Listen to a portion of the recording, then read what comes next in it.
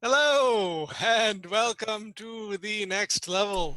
We are still in quarantine, but having lots of fun. So thank you for joining us tonight. And no announcements. Fortunately, unfortunately, I don't really know how that works. But we will get right into the meat of things. So first off, our ask for tonight. We are at a temple of the Archmage. There could be some very interesting things in this temple. There's lots of books in the library, maybe a couple relics somewhere in here, maybe a statue. What is something interesting that the characters might come across, might see, might interact with in the Temple of the Archmage?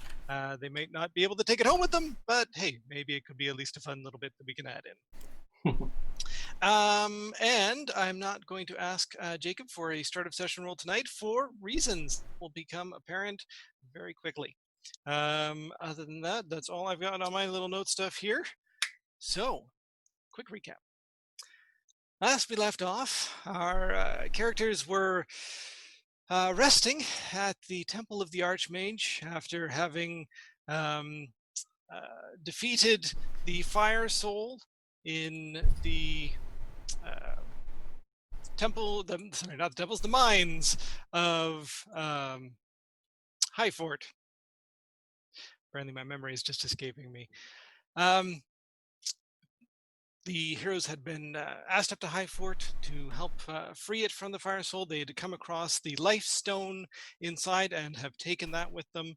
They also still had Morgan and Brotto with them, who they brought from Silver Lake, having rescued them from their own situation that they had created to having the statue of the Reveler, which is priceless, but now they pretty much have nothing that they can do with it. And now everybody has come to the Temple of the Archmage with hopefully a place where you can get some rest, a place where you can get some answers, look into some few things, and a place to drop off Morgan and Brotto, and hopefully have them be able to lay low for a little bit of time. Okay, so getting right into things, I'm going to back up a few moments from where we left off last time. It's the middle of the night. Leon is down in the library, working away. Well, at this point, might still potentially be trancing, coming to the end of the trance, assuming that was sort of earlier in the night. So it's been probably about 4 hours, and getting to the end of that. The other characters were all sleeping in the bunkhouse, where most of the monks and other people who live here reside. And in the middle of the night, in the middle of your dreams and your sleeping, Jacob, you have this very strange dream where you have one of those lucid moments where it feels very much like you are in control, like you're not really dreaming, like this feels different. It sort of feels like some of the remembrances and memories that you've had before, but in this case, it is just black, just nothing. Maybe this is some residue from sort of the last interaction you had and the last memory you had, where Ridu had said that she was dead. But yeah, there's just this moment of blackness. It's not. It doesn't feel, angry. It's just still. It's just dark. It's just nothing. Am I lucid enough to yell out like a hello into the void? Oh, yeah, yeah, you can do that. And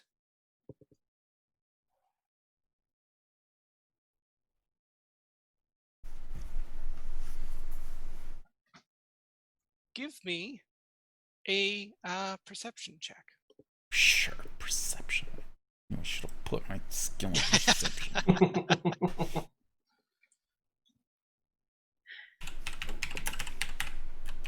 20. There we Yeah.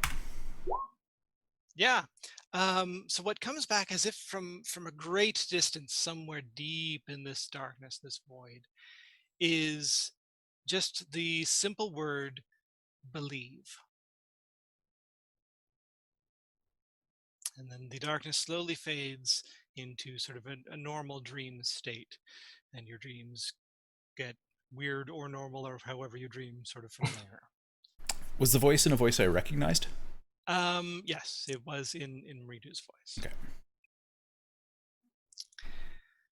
And now we'll switch out of Jacob's consciousness into Talon. So Talon was woken up by, well, it's dark. There's this short figure next to your bed. You're maybe still a little groggy, and they have um,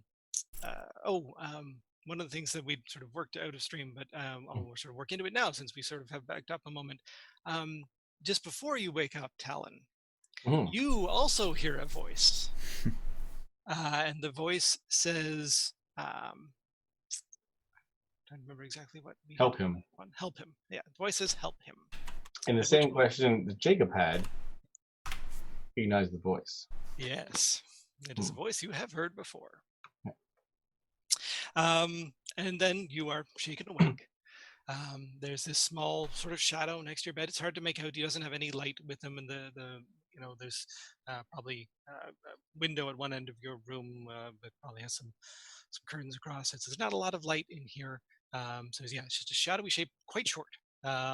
You figure from roughly stature size, so this is a gnome or a halfling. And yeah, shakes you awake. It's like, please, you must help me. You have to help me destroy the temple. Is there something you can do? I was told you might be able to help me. Talon kind of, wakes up a little bit. Who are you? My name is Gerbo. Gerbo? Yes. And I was told to tell you that if you help me, I will reveal the truth to you. The truth? The truth you have been seeking. That catches Talon's attention.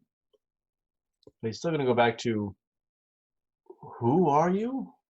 I'm Gerbo. I'm a monk here. I've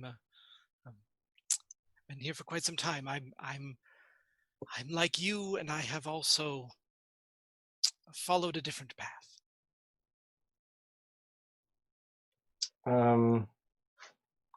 How well could Talon try to, was it insight, sense whether or not what he thinks Gerbo is telling him aligns with what he thinks Gerbo might be telling him? Yep. Yeah, that would be insight. All right. Earl. 15. 15, yeah. So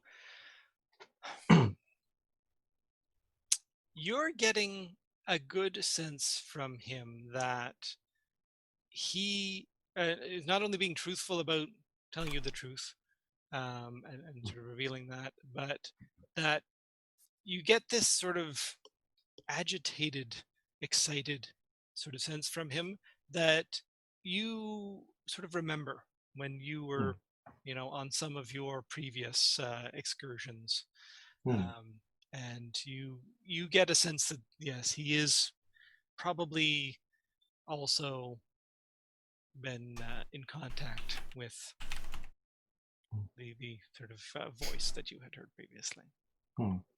Talon kind of looks around to make sure, or in his mind, make sure that no one else around is kind of listening, and kind of keeps his voice quiet. And he's like, how do you know? How do I know the truth? Yes. I do not yet. It will be revealed to me once I have completed my mission. How do you know me? I was told about you.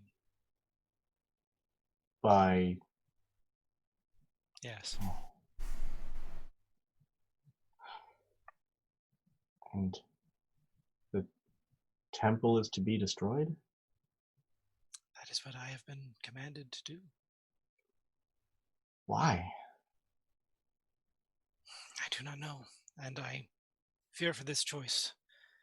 But As I believe you have been seeking, so have I, and Hmm. I must know. I must know, and I will know finally. I will have completed everything that needs to be completed. If I just do this,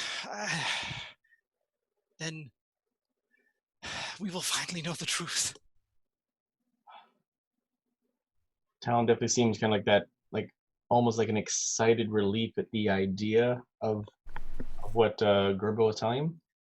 Like, what, when does this have to happen? Tonight, now. Now? But uh, I mean, what about the people? The No other. one's inside the temple.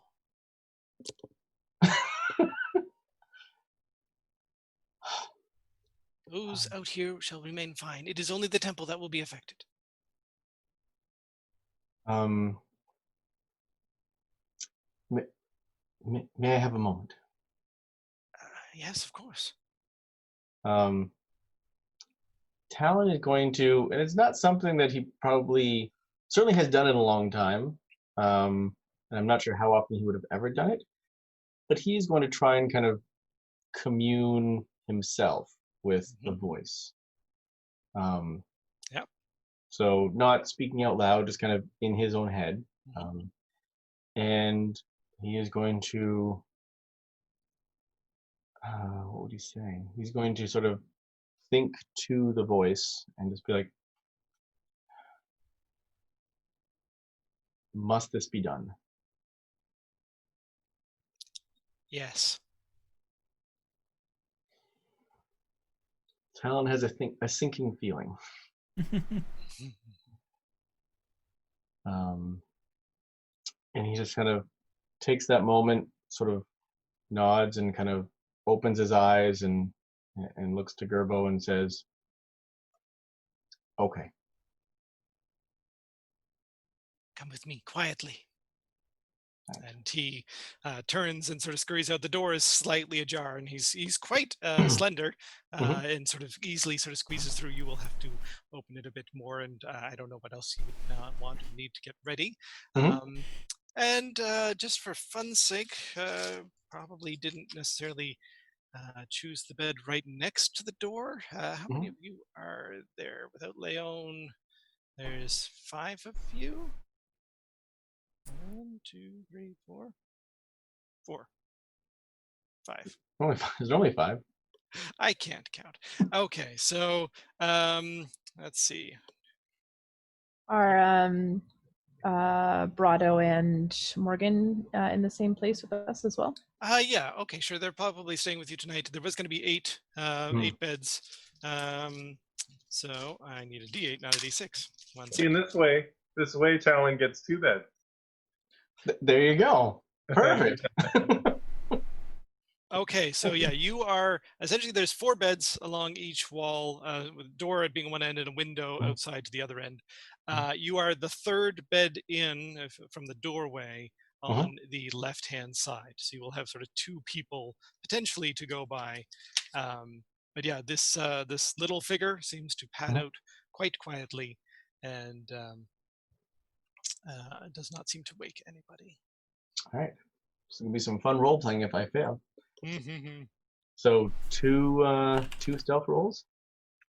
Just 1. Okay. Wow. Okay. Who might it be? Let's do some randomizing here. Let's say Mint and Jacob. You can both give me perception checks with disadvantage. Oh no. Because you are relatively fast asleep.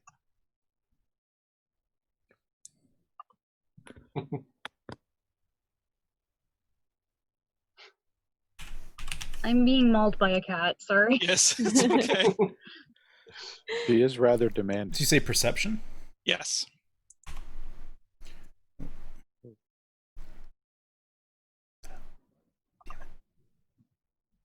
Oh, actually, and you'd have to go. You're going down the middle, so the other side. I'm going to give one to.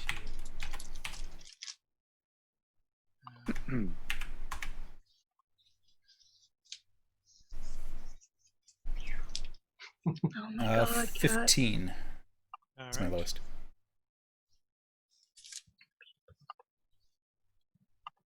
There it is. So Right I'm there. so I'm not proficient in it. So do I get my bonus? What do you mean? It's whatever D&D says. Oh, okay. Then that is fine. Oh, disadvantage. Being non-proficient means you get your attribute modifier. You just don't get your proficiency bonus. 11 or 12. Okay. So 11, I guess. 11. Yeah. All right. So yes, you remain well asleep, as does Morgan, who is also sort of in one of the beds that was passed. Mhm. And yes, Talon gets to the door. It squeaks a little bit as you have to open it up a little bit wider, but no one else seems to wake up at that. And you are able to slip out into the hallway. There are sort of very subtle glowing orbs, sort of every few feet down the hallway, cast this point. They want to not blind people if they happen to come out for any reason, but you can easily see the small figure that's there. So in the dim light you can see probably a gnome, sort of the tan skin, a bit of a larger nose, bright yellow eyes, and in this light almost looks like completely black hair, very very dark if it is another color. Again, probably 3.5 feet tall-ish, and very slender, very sort of thin for so yeah. Yep. And he sort of beckons you on and starts leading you out of the building. Does Talon recognize Gerbo? Yes, I'm not going to make you roll a history check or an intelligence check to remember. You were sort of here long enough. Gerbo is vaguely, you know Gerbo. Oh, I need to bring up this so that I can recall that information exactly. You know Gerbo because I mean, I know who Gerbo is, but it's Talon. yes, Gerbo is the one who took over Vondrick's position. Oh, okay. I had that as somebody else. Okay. Yeah. Yeah. Gerbo is the one who ended up in Vondrick's position. Okay. Yeah. Did you have? Knew it. Sorry. What was the name? Nuyet. Nuyet. A human female. Oh, yeah. Nope. Sorry. All right. Yeah. So yes, when. Oh wait. Oh, sorry. Never mind. No, you were. I got it. Oh, good. I forgot that Vondrick was the assistant, not the high. Okay. Yep. Yes. I'm good. Yes. Caught up. Okay. Yep. Okay. So leads you out of the residences, sneaks through the grounds, and to the temple. The temple itself has sort of a minor magical lock on it, just at night, even though there's sort of not too many people here who would be going in anyway. But he sort of easily bypasses that. He would have access to the temple given his position, and takes you inside. And inside the temple,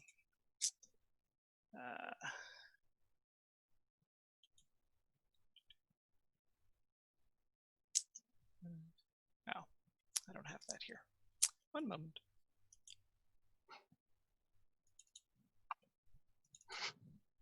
Oh, the cat.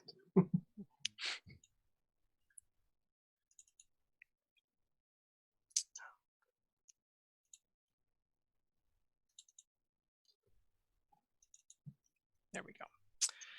So yes, inside the temple, the main temple area is sort of what you might expect is sort of a sanctuary. There's sort of rows of chairs and benches set up to face. So as soon as you come directly in the temple, there's a sort of a statue of the Archmage directly ahead, a bit of a podium up there, and sort of all the chairs and benches are sort of splayed out towards the wider ends of the temple, sort of facing that.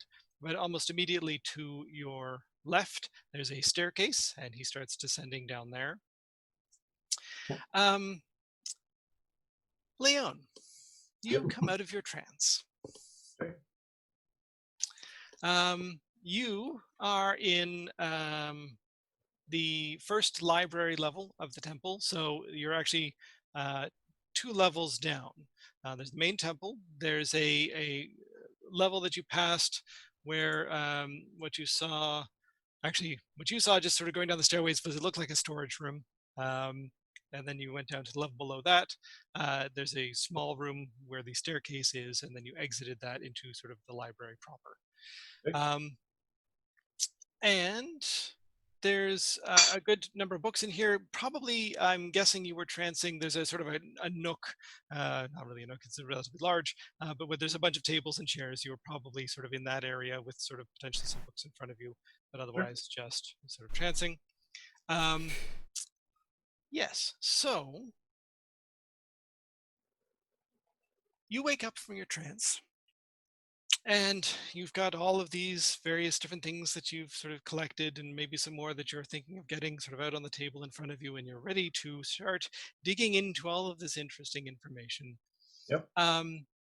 And out of the periphery of your vision, you see that little white bunny go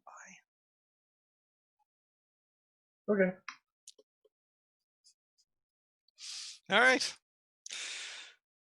I will. I mean, I saw the bunny here before. Yep. So it's not like this is the first time I've seen it. It's like it's around. If I want to find out what it's doing, I can talk to it later. Right now, I am going to absorb all of the knowledge. And I'm going to start learning that that first level spell that we had talked about. Yep. I'm going to start learning that one. All right. You start learning that. You hear a noise behind you. Sounds sort of like a sort of scratching noise. Okay. I guess I will look around behind me to see what's making the noise. So sort of, yeah, just behind where you are, there's the entrance sort of to the library level, and the bunny is sort of scratching at the door. Door is closed. How far away is the door? 10, 15, 20, 25-ish feet. Okay. Mage hand. I open the door for the bunny. I was so waiting, like, is Leon actually going to touch the door? I'm like, no. Oh. All right. Okay. You open the door. Talon, as you are descending the stairs, you pass the first level, which you are very familiar with. It is much more than a storeroom. Beyond that, there's 2 classrooms where the monks and others sort of take lessons in various different things. The archivists will come up and usually sort of select a topic with some books with them and sort of lecture on various different things. So that's the first level down. Next level down, you're just sort of passing that. You know you're probably going to be going deeper, but as you're passing that, the double doors that sort of open onto this level, which are usually closed at most times, one of them just sort of creaks open a little bit, and yeah, you sort of notice that out of your periphery. Town will kind of like, is there like whether a hiding spot or just a wall to kind of go against? Like if I mean, you're sort of coming down a stone spiral staircase, so that's sort of encased in sort of walls around it. You could just sort of you sort of passing the opening, which gets to this level. You can sort of go back a few steps or forward a few steps, and still be relatively hidden. Okay. Tom will probably stop just past the point where he feels like if the person was coming out and going to go up, he wouldn't be heard, or he wouldn't be seen. Sorry. Yeah. But probably will wait a moment and wait to see if he hears any noise, any footsteps. And if he doesn't hear anything, he will probably try to like creep to see if he sees somebody at the door. Okay. You've stopped, and you've stopped for a moment or two, and Gerbo sort of also stops, looks back, like, what is it? What happened? Door opened. What? The door opened. What door? Shh. This town is gonna motions like be like shh. Zip it. Sorry. Okay. Leon, what's your passive perception? 14. All right. We'll say that for the moment they're being quiet enough. So yeah, Talon, you wait. Moment, another moment. Door just remains open. Doesn't look like anybody's coming through. All right. He'll kind of motion to Gerbo and be like, "All right, let's like quietly keep going, but be extra quiet, with the intention that once they get far enough that they can whisper without fear being heard, he will then convey that a door opened as we passed, and no one seemed to come out. I thought you said this place was empty." Yep. So you essentially get down to the next level, which is the first of. So the first library level is sort of more for the public. Has a lot of various different types of things, but the next level down is sort of the first more private library level. And you sort of you step out of the stairway and sort of explain what happened. He's like, "Door opened. Those doors shouldn't open at all. They should be. I mean, there's a latch on them. How could they? They shouldn't open. I don't think anybody's in here. Nobody should be in here. It's the middle of the night. Somebody's clearly here. Unless it's a ghost. Maybe it's a ghost. I've never seen a ghost here, though." Talon kind of looks at Gerbo like,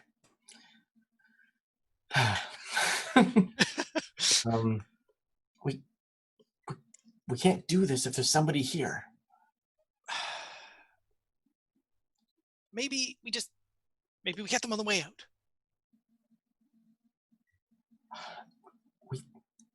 No one can know we're here. We can't go and get them. We need them to go. Right.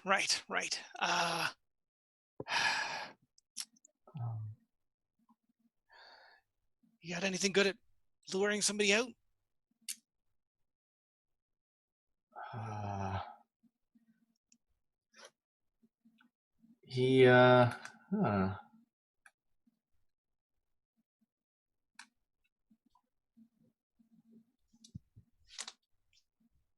I'm gonna check the spell. Yeah, Talon's debating on how, because he doesn't know who is there, so I can't tell my plan based on what I don't know. It could be anyone. Could be anyone. All right. Talon is going to creep back up, being as quiet as he can be. And if the door is still open when he gets up there and he doesn't see anybody, he's going to try and stealthily look in the room to see if he knows who's there. All right. Leon, I'm assuming after you opened the door for the bunny, you just went back to work. Yeah, I mean, I guess that in this setting, it wouldn't necessarily be a door that opens and then just closes itself, would it? So it would be stuck open. Yep. So I would have had to use an action to close it? If you were still paying attention to it, yes. Okay, Leon really doesn't seem like the kind of person who would leave a door open. So I think it was a case where open the door, watch the bunny go, close the door. You know what I mean? Because it's what happens in that case is Yes. you open the door and the bunny sits there. Okay, then I would leave the door open to be like, fine, you're now responsible for the door, bunny. That's your business. I am busy. Okay. All right. Yes, Talon, give me a stealth check to peek inside. All right.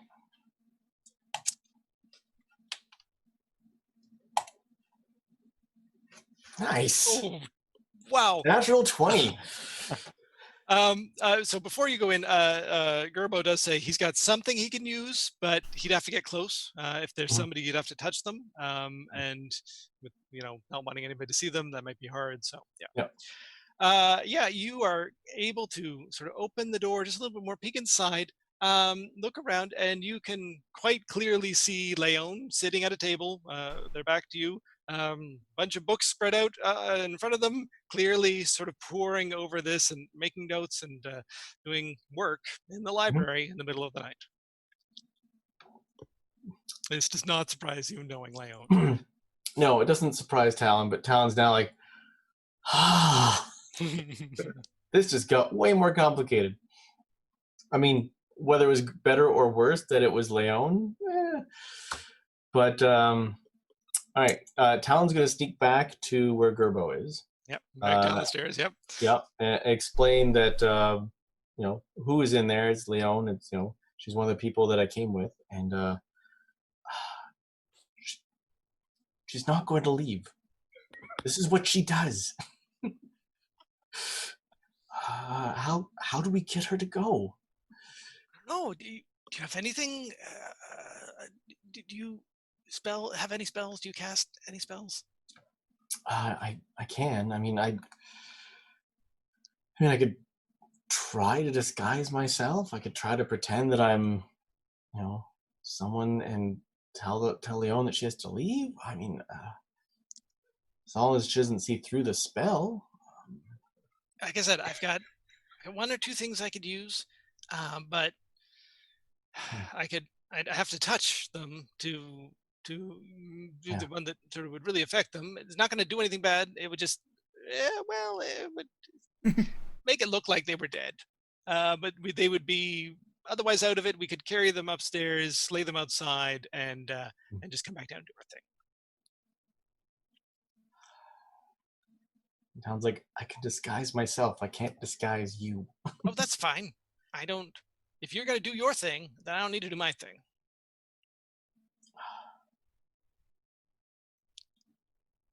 All right. Talon is going to try this. Oh God. Yeah. So the thoughts going through Talon's head is he can okay, I could try to be whether the monks, whether an examiner. I could be someone who basically kind of has authority over the library. But if I do that, at some point, if it's successful, the story Leon would tell later is that she's like, yeah, so and so told me to leave, and then they'd be like, I didn't tell you to leave. Now that wouldn't necessarily come back to me. There are a few people here who would know that I have the ability, so I might be on a short list of suspects. As long as I don't get caught, it would just be suspicious timing that I arrive, this happens. All right. These are the thoughts going through Talon's mind. And given your history, how do you feel about potentially being implicated in this sort of thing? So Talon is kind of torn because on the one hand, knowing the voice has power. The voice, if I defy the voice, bad things will likely happen, mostly to me, but also potentially people I care about. So Talon is very well aware that if I don't go through with this, potentially worse things could happen. Because if the voice wants this to happen, it probably will end up happening no matter what. So if I can control how it happens and not have anybody get hurt, Talon's like, that's probably the best path. All right. But yeah. All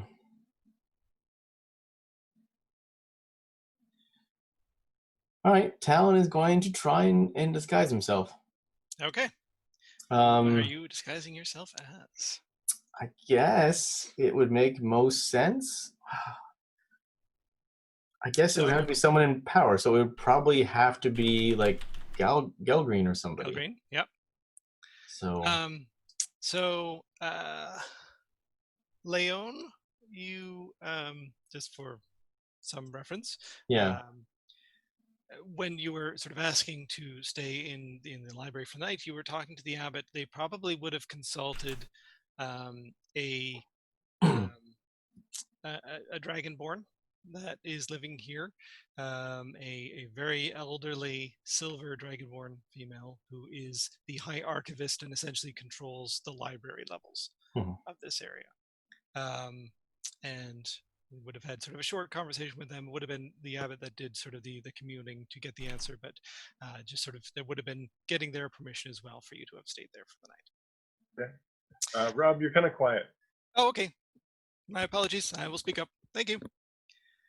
All right. So, yes, you disguise yourself as Gelgreen. One of the perks of that is Dragonborns are relatively big to begin with, so you don't have to adjust your size too much. Hooray! And, yep, you're probably sort of slightly shorter because they're an elderly Dragonborn. Mhm. But yep, you can assume their form and can enter the room.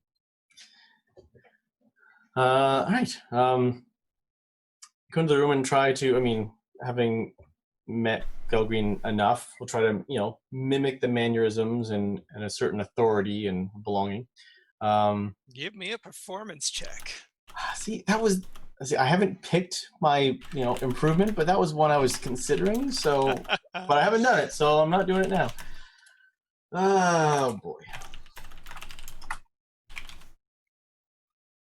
Come on, Schwartz. Come on, Schwartz. Oh, not bad. Not bad. All right. So, Leon, you hear someone sort of approaching from behind you. This is definitely sort of a heavier tread upon the stone than the bunny might have been giving previously.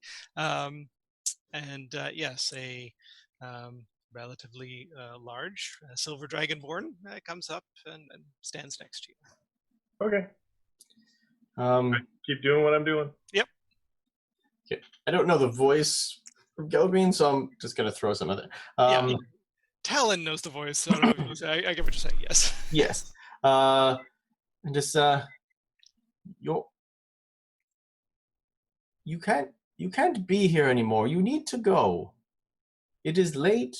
You should not still be here. And this was an individual who was there. Yes. Okay. Then I'm like, you were there when I got permission. You were there when I got permission from the Archmage. Yeah, I gave you. No, I gave you permission, but No, you didn't actually. Permission came from the Archmage. Well, So they the also Archmage gave you comes- permission. There was a two-sided thing to this, but yes. Yes. But if the Archmage comes and tells me I must leave, then I will leave. Quite happily. the Archmage isn't going to come and tell you. The Archmage tells me to tell you that you need to go. It is late. Well, then why did the Archmage tell me that I was able to stay before? To now say, no, I can't. Well, you were allowed to stay. You certainly had permission to stay for well past curfew, but it is well beyond that. It is time for you to go to bed. Can I make an insight check to You recognize? can. No. And just to be clear, you're using disguise self, I'm assuming? Yes. All right. Yes. DC is not that high. It's like 14. Yep. Okay, so hold on. So am I making an insight check to recognize them, or am I making an investigation check? It would be an insight check at this point, just because you're sensing that something is weird about this person, what they're saying. So insight would be your first go-to. Okay. Do I get any kind of advantage or anything because I'm really familiar with Talon? But you wouldn't know it was Talon. That's true. No, I wouldn't know that it's Talon, but I might recognize Talon's voice. True, because I don't think disguise self does anything for your voice. Now I've got to check. No, it doesn't.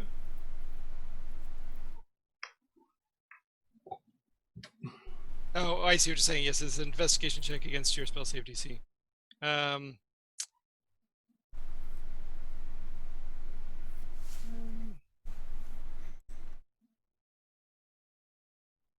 Okay.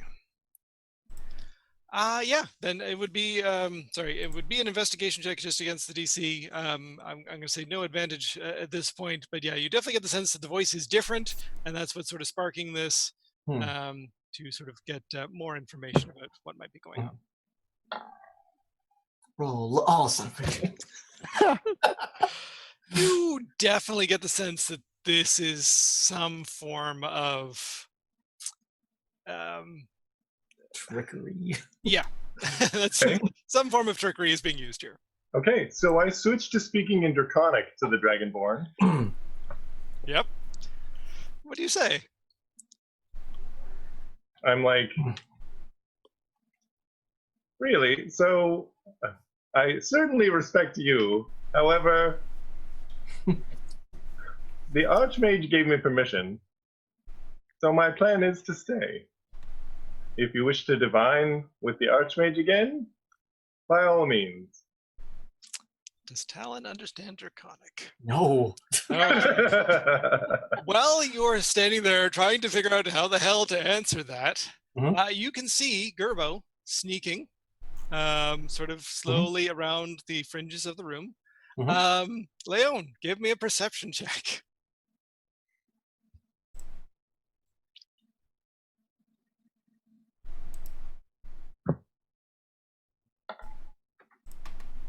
That's more like it. Okay. Currently, it does not seem like Leon is in any way aware of the sneaking that is going on, and they seem to be trying to make their way around in behind.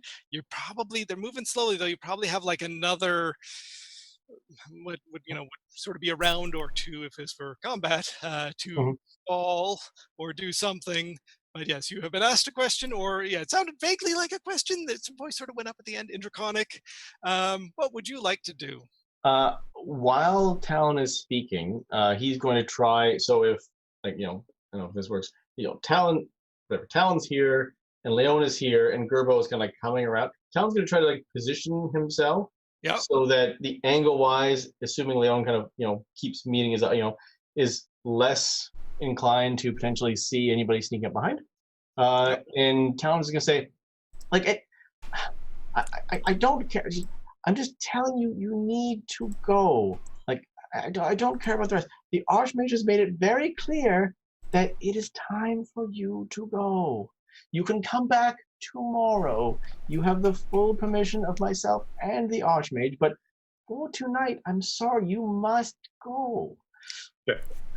So Leon is hardly looking up ever. Basically just continuing doing what I need to do. Having this conversation, but just like focused on what I'm trying to do. And then asks in Draconic, do you not speak Draconic? Sounds like a question. Talon says, that's not important. What's important is you need to go. It is late. I am sorry, but it is time for you to leave.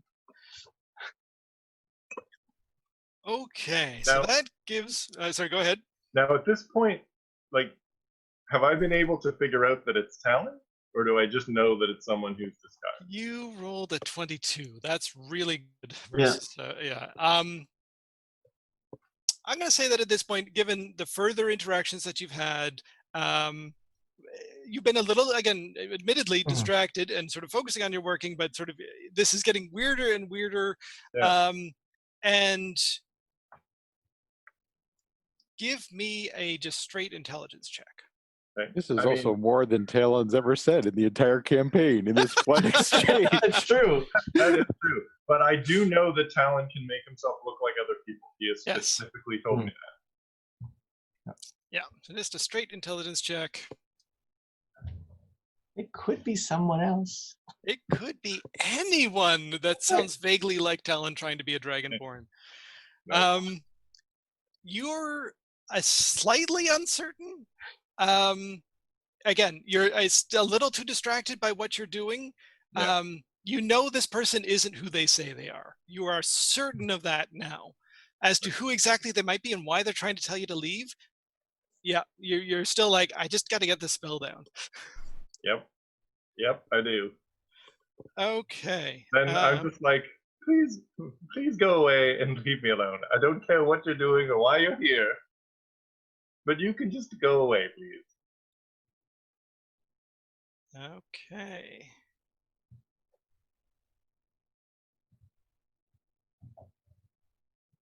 Oh,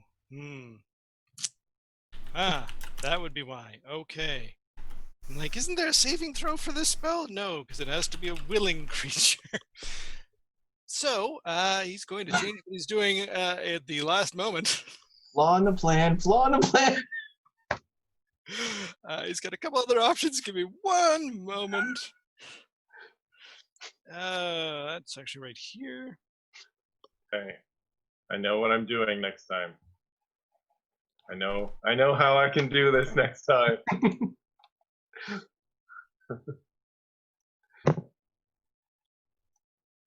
Okay.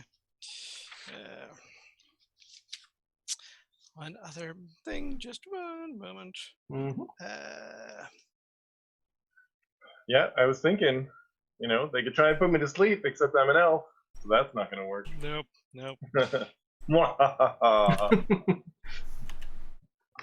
Sleeping's for suckers. That doesn't really do a whole lot.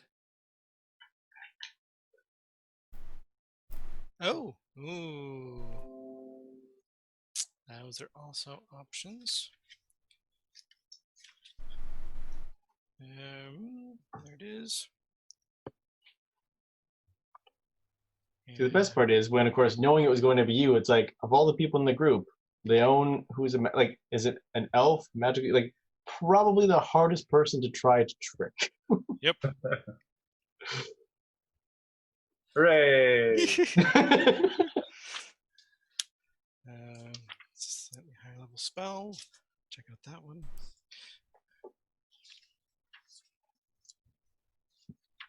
Where is it?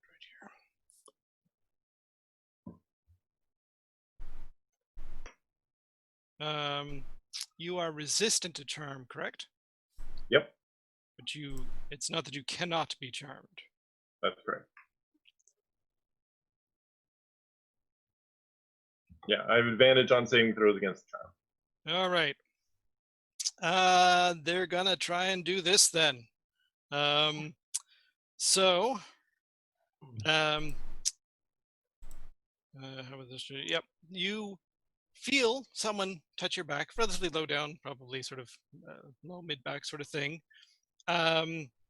And they don't need to touch you. That's actually range is 30 feet. But sort of at that, you probably sort of are a little curious. And you can make a wisdom saving throw.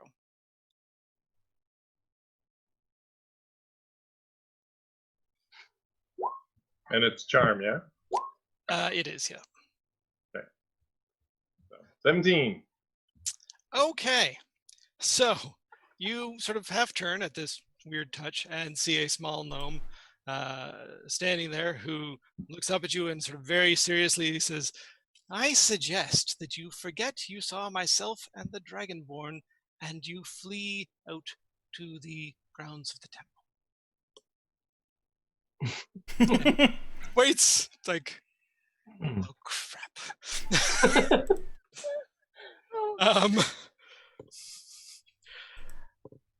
What do you do with that, Talon? No, seeing that this doesn't seem to work. Dragonborn kind of like cocks his head and her head, and looks at Gerbo and just has these eyes like. Well, I was going to do the other spell, but it has to be a willing creature, and they're not a willing creature. It just doesn't work. I'm sorry. Now, Talon's weighing the like, how much does his relationship with Leon, how much trust is there? Can he reveal? I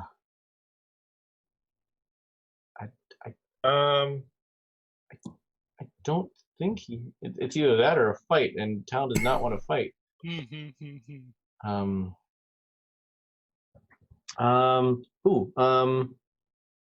How much, Rob, how much effort is it going to take to collect the books and the equipment that I'm currently working on to learn this spell?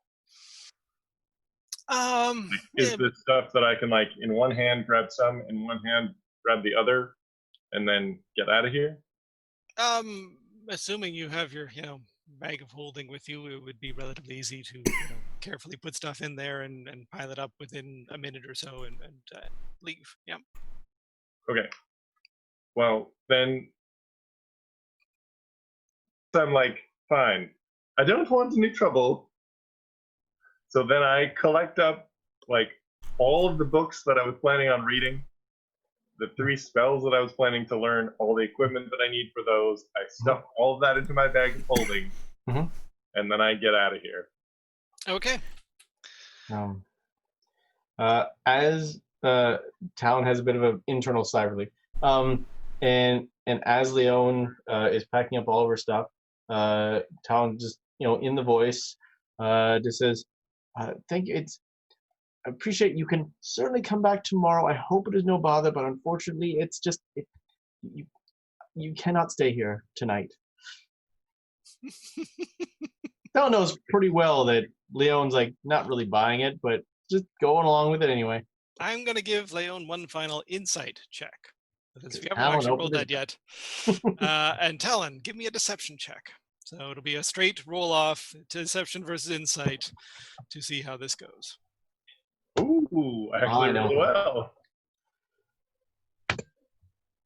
Oh, okay. Yes.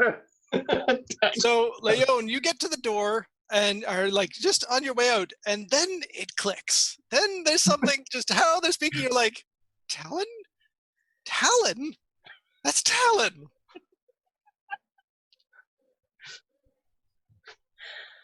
Talon's just standing there watching and hoping you leave. Why would Talon be asking me to leave the library with some gnome? Some strange gnome, yep.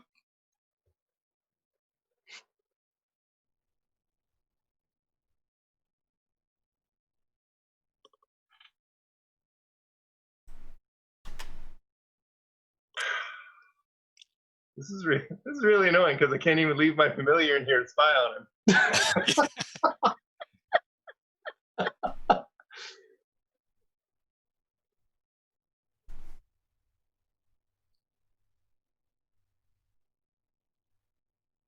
You know what? I think that Leon kind of stops at the doorway. That clicks. She turns around, glares at the Dragonborn, seems to think for just a second, and then just storms out of the library. All right. I'm going to give Talon an insight check on that then.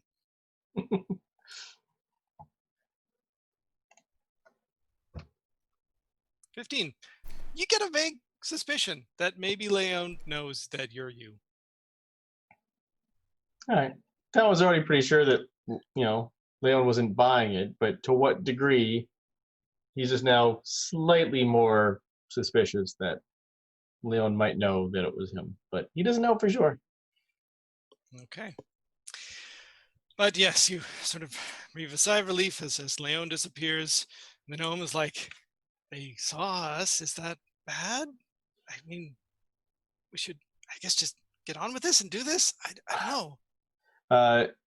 Talon just kind of grunts a little bit, like, wait here. And Talon is just going to go try to quietly follow to make sure Leon actually is leaving. Nice. Perfect. Okay. Leon, you start up the spiral stairs. And just before the top landing, where you'd be coming back out into the temple, there is a bunny sitting on the stairs directly in front of you, sort of not like glaring at you, but very intent. Sorry, I missed that. There's a bunny sitting on the stairs in front of you, looking at you very intently. Okay. Then I just say, your friend Talon is in there doing things. You might want to go check on that. And I continue on. You're trying to walk over them, go around them? I mean, they're a small bunny, right? Yep. So I can probably step over them? Yep. Okay.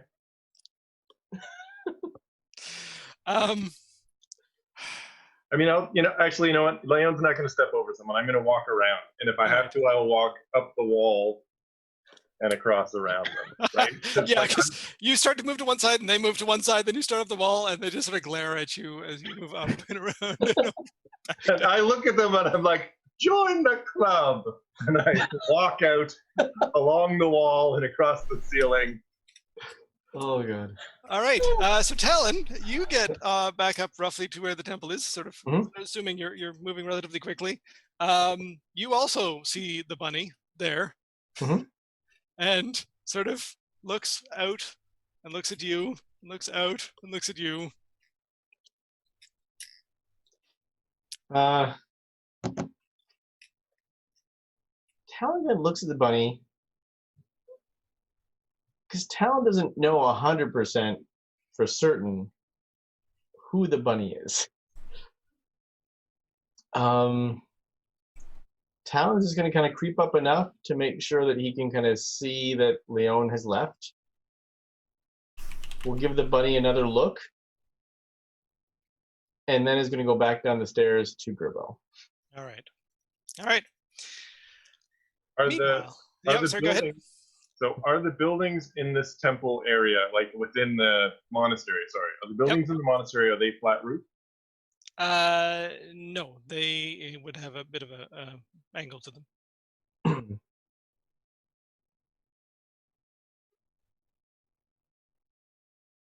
Bit of an angle, you say? Yes.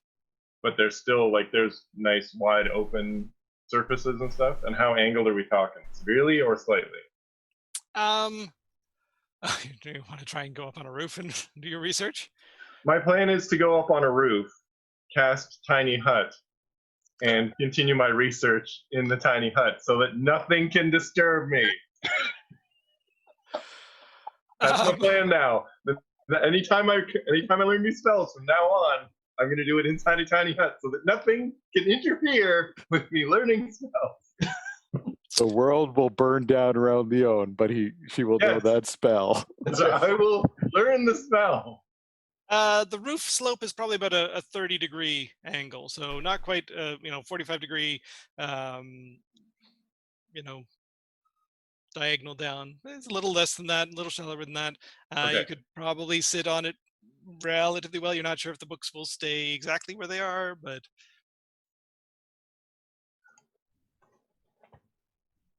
is there some other equally inaccessible location as a rooftop?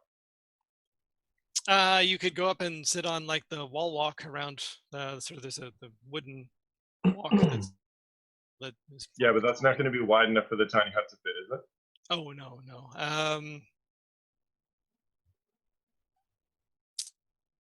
Yeah, there really isn't a good roof area. Yeah. Then I find a rooftop, I stand up there for 10 minutes, I cast tiny hut, and then I lay everything out so that I'm basically using the wall of the tiny hut to potentially lean up against or lean my stuff up against or whatever. Mm-hmm.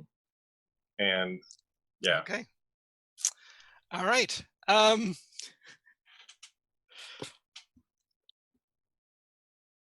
learning these spells.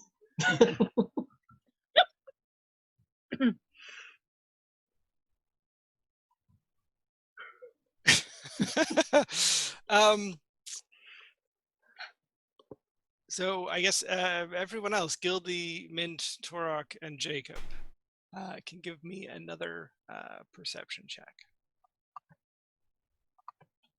Perception check. Am I at disadvantage, or is this a straight up this time? This is just straight. Okay.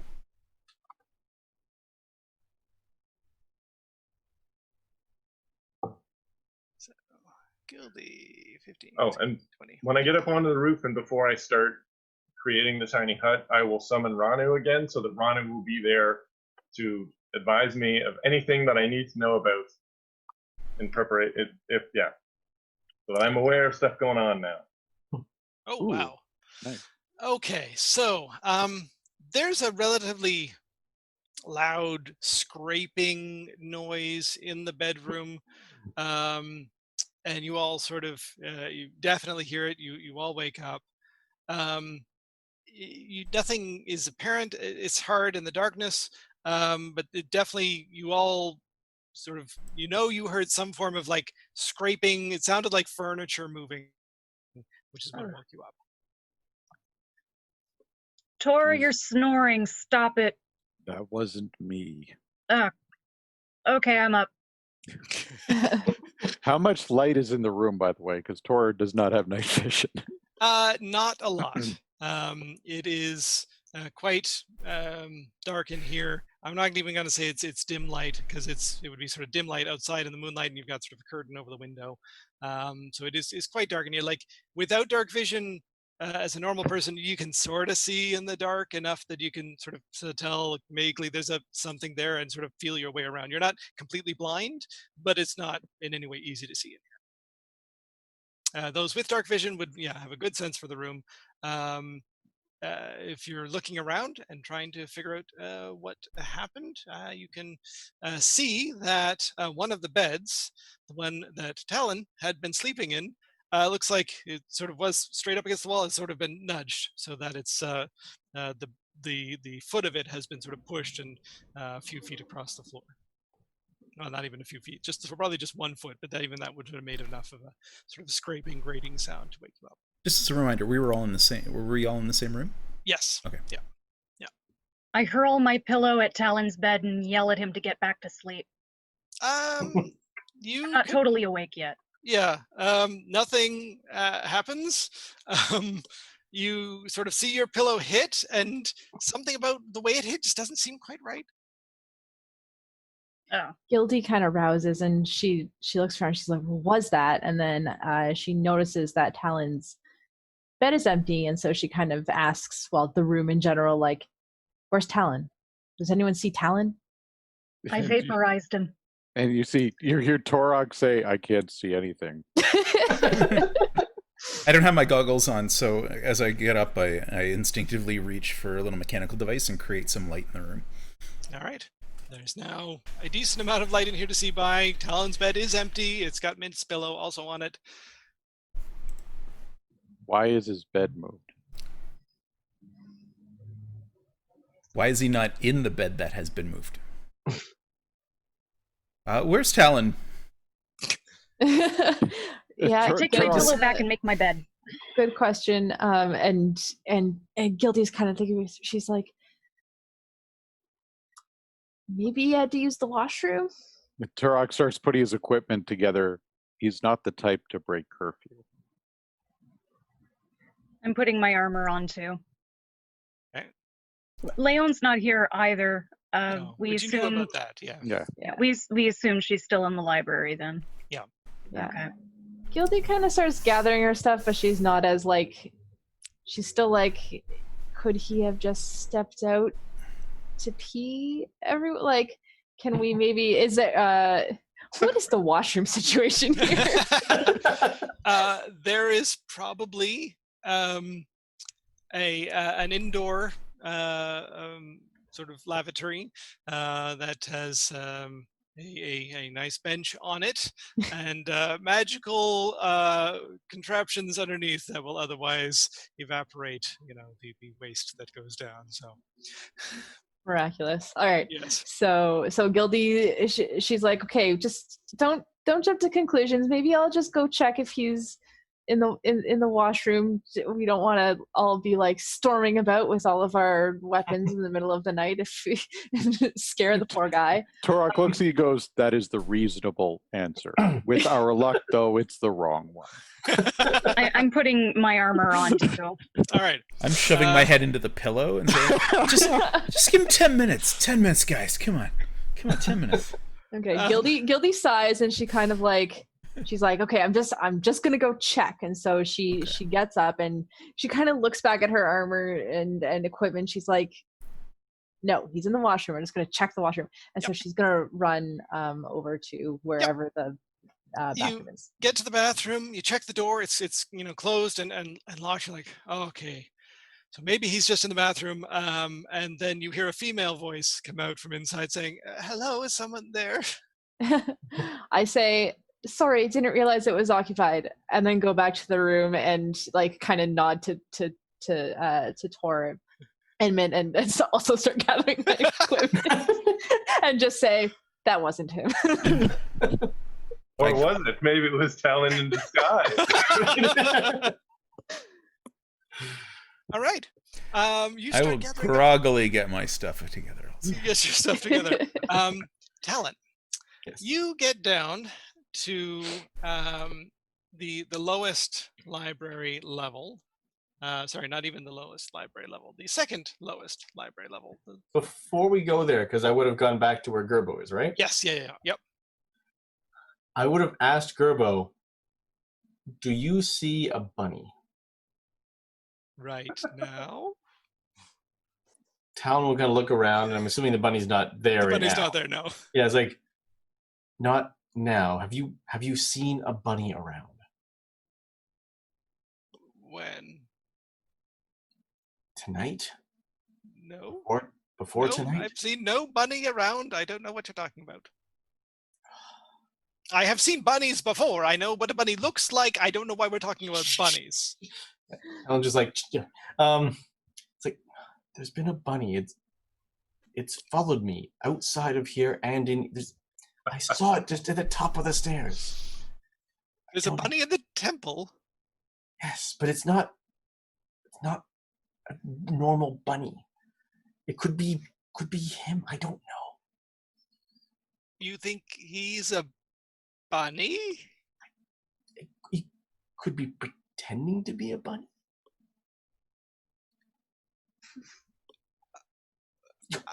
You go look. Go up. See if you see the bunny. Where was it? The top of the stairs. Okay, I will go look. Yeah. And you wait a few Yep. moments as Gerbo runs up the stairs. You know, footsteps fade. Mhm. And you hear them coming back down. Mhm. There is no bunny. I have no idea what you're talking about. Talon's going to quickly rush up the stairs again and look again for the bunny. There's a bunny there. It's glaring at you. It's a magic bunny. At this point, Talon would have dispelled the disguise self spell. Yep. I'm going to mark down that I used that, by the way.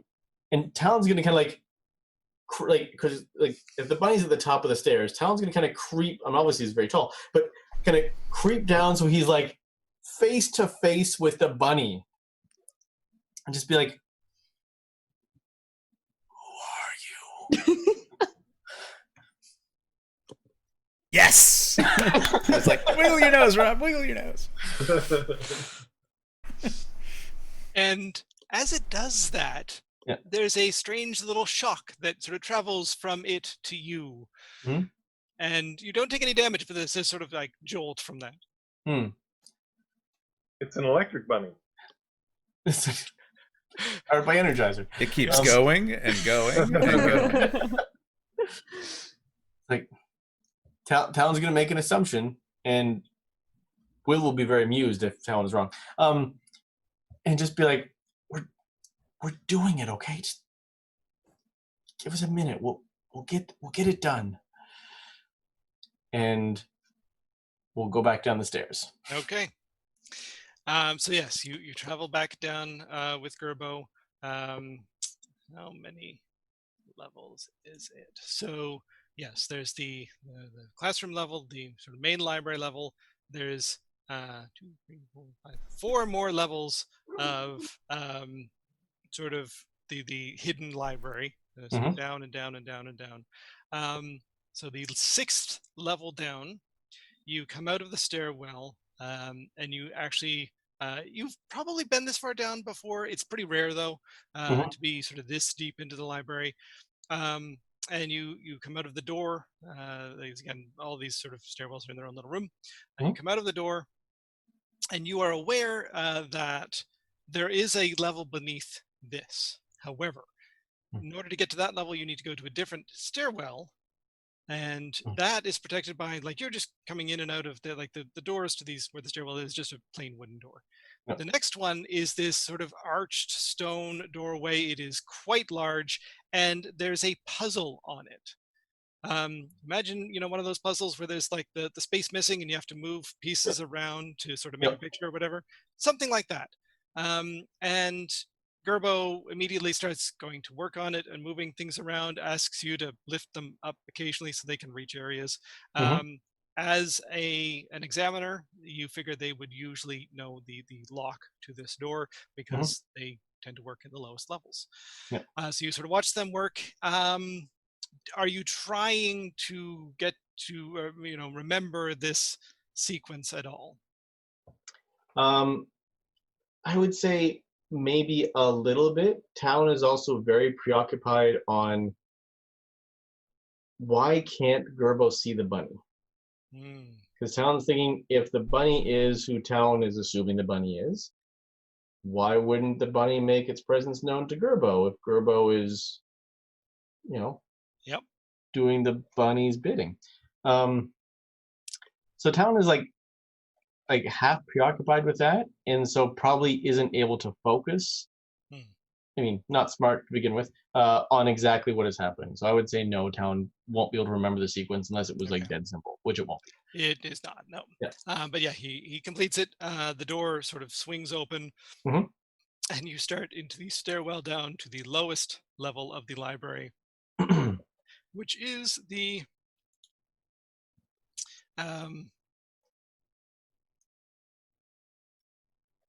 that is very strange. There we go. Which is the there's a bit of library left here. In fact, you come to another door at the bottom of the stairs, which is sort of another stone archway, and this one does not have a lock on it, but you sort of enter that sort of thick iron-bound door, and you have probably maybe once been down to this level. This is sort of the really sacred ancient texts. There's many fewer shelves here. Sort of the much more significant books are down here, and the door you came out sort of on the same wall a little ways down. There's another door and another puzzle that needs to be completed, and that would take you into the reliquary, where the secrets and the items that have been sort of acquired to study here are examined by the examiners. And Gerbo starts to work on that door as well. Okay. We'll jump back to the other group. You have gotten yourself ready. You have everything assembled. Where are you going? Search party. So Should we split up and look for him? probably When not we- that dangerous here. No. When it's- we get it's a outside, temple. do we see Leon's dome? You can make a perception check. You are looking around in general, so it does seem possible that you would see it, but it is sort of up, which is maybe you're not looking for Talon to be on the roof of something. It's not a place that you might look easily. Perception at 15 and 12. The 15 would sort of notice that there's something there, and sort of at a closer look, yes, you could see that there's a dome up on one of these roofs. And you're like, is that Leon sitting on a roof? What is Leon sitting on a roof? I thought Leon was in the library. It's Leon. The It's what she does. Yes. question is, can any of us get a message to Leon on the roof? How far are we away from her right now? You are probably to that map. You're on the grounds. Leon would be sort of part the way up the roof, a two-story building. How do you know it's me? It could be anyone's tiny hut. Uh-huh. We recognize your style. Probably roughly. It's very clean. Probably roughly 50. Actually, we'll say a little further, like 65, 70 feet away. Oh, plenty. Now, You could get unfortunately, I don't think I don't. Can I see it?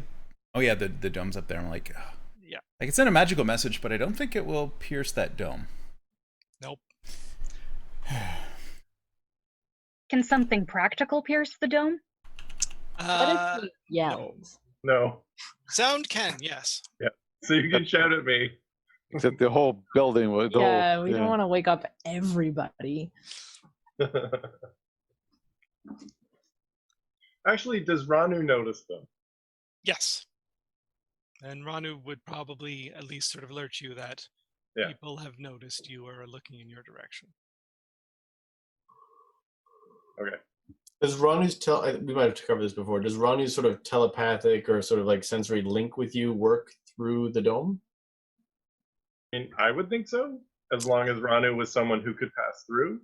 I'm going to say that it works because Ranu can pass through the dome. So Ranu can be on the outside and look around, and then jump inside and connect with Leon. And but can we see Ranu, or is Ranu Or is Yeah. Ranu? I mean, Ranu's a relatively small owl, so Oh, okay, and it's night, so Torok probably That's could. true. And is specifically a darker colored owl. I wasn't going with a bright colored owl that would be a target. It's not a glowing owl? But What is Ranu sees them, and Ranu alerts me. And if Ranu alerts me, then I'm like, sure, find out what they want. And then, so Ranu basically comes down and lands on the ground and looks at you. Where's Talon?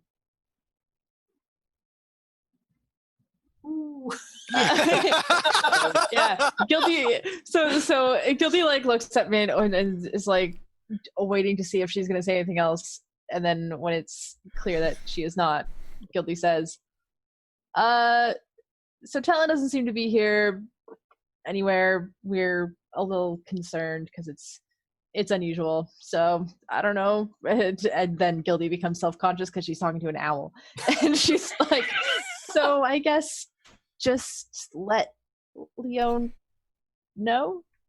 Thanks, Ranu." So can Ranu telepathically communicate with me while I'm inside? Like, do I know when Ranu is sitting there in front of them? Is Ranu able to relay me to that they're looking for Talon?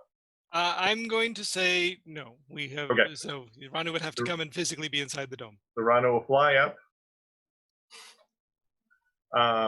I suppose I'll take a second and craft a quick note and put it on Ranu's leg and send it out. Carrier owl.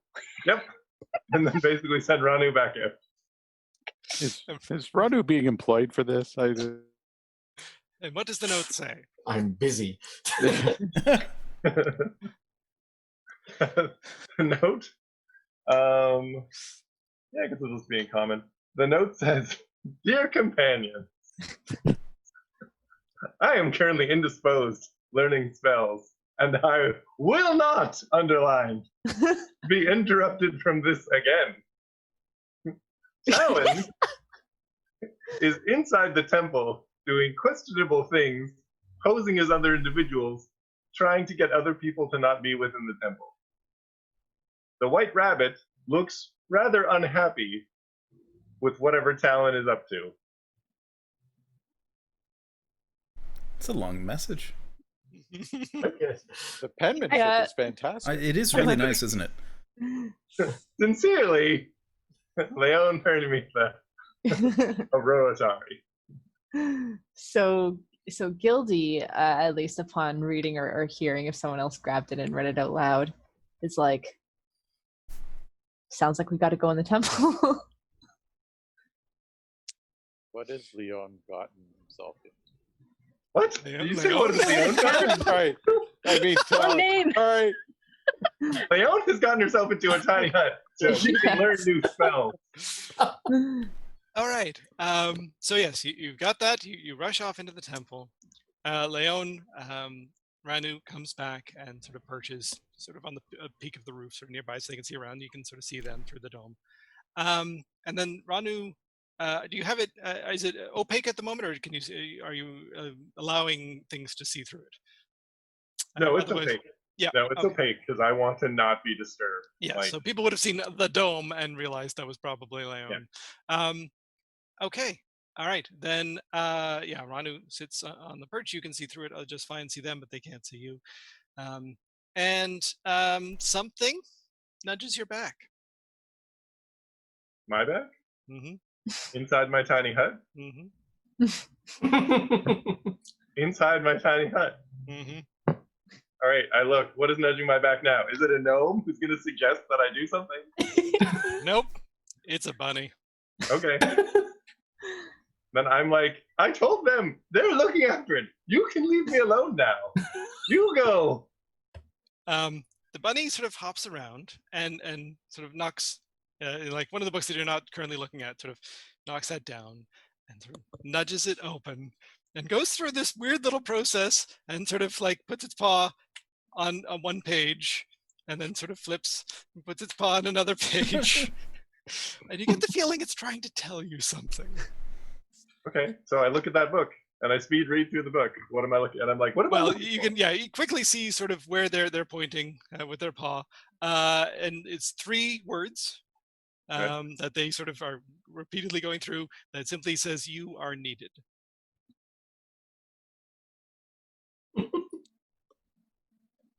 Then I find on that page or on another one 3 words that are "I am busy," and then I'm like, "I am busy.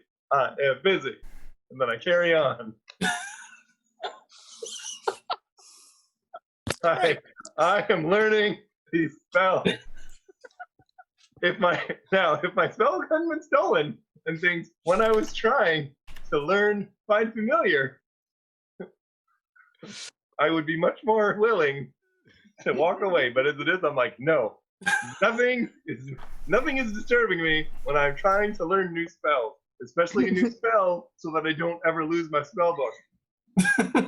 That's the spell I'm trying to learn right now. The spell that makes me not ever lose my spell book. So I am like, no, I need this. This is like, I must have this. All right. I realize we're getting closer to a break. We'll get there in just a second, but we'll slip back to Talon for a moment. Gerbo has finished the puzzle on the door. This one seems even more complex. And this door sort of parts in the middle and swings open. And you, for the first time, get your view of the reliquary of the Archmage. And you walk into this room. It's surprisingly sparse. There's a relatively sort of large room. It's slightly L-shaped, but there's like it's not crowded with things. There's a sort of a row of shelves along one side that has some books and some sort of items of various bits. There's 2 more cabinet-like things with sort of glass fronts on the far wall, and another one on the wall to your right that contain things like weapons and sort of other larger artifacts. There's a table. So the first thing you notice as you walk in actually is there's a big, not rune, but symbol on the floor, and Gerbo actually sort of holds you back and sort of, makes a few motions, and the symbol on the floor, which is glowing like bright green, sort of dims. It's like, now we can enter. And there's a table just off to your left a little bit that's got 3 large tomes on it, bound in chains, and there's some sort of circle around that table, and you can sort of see sort of semi-glowing sort of field around that. Just sort of back behind you on the wall, sort of the wall you came in, there's this globe that seems to be sort of floating and sort of rotating slightly, and you think maybe that might be what the world is supposed to look like. But it's sort of, it's floating on its own. You can see like little clouds sort of moving across it. And sort of part of it is in light and part of it is in dark. It's really quite fascinating. Other tables are around and they're empty. And directly in front of you as you come in, there is this statue of a hooded figure, which is often how the Archmage is portrayed, sort of with their head down and sort of shielded. You can't quite see the face. But there is this glowing sort of yellowish bright light that sort of emanates out from that, and sort of for about good 5 or 10 feet out from that, from this statue, which is just sort of regular stone, and that is what Gerbo heads towards. And we will pause there and take a quick break and come back and see what happens in this interesting little nighttime adventure. So yes, join us again in 5 minutes, and we'll be back, and we'll see how this concludes. Take care.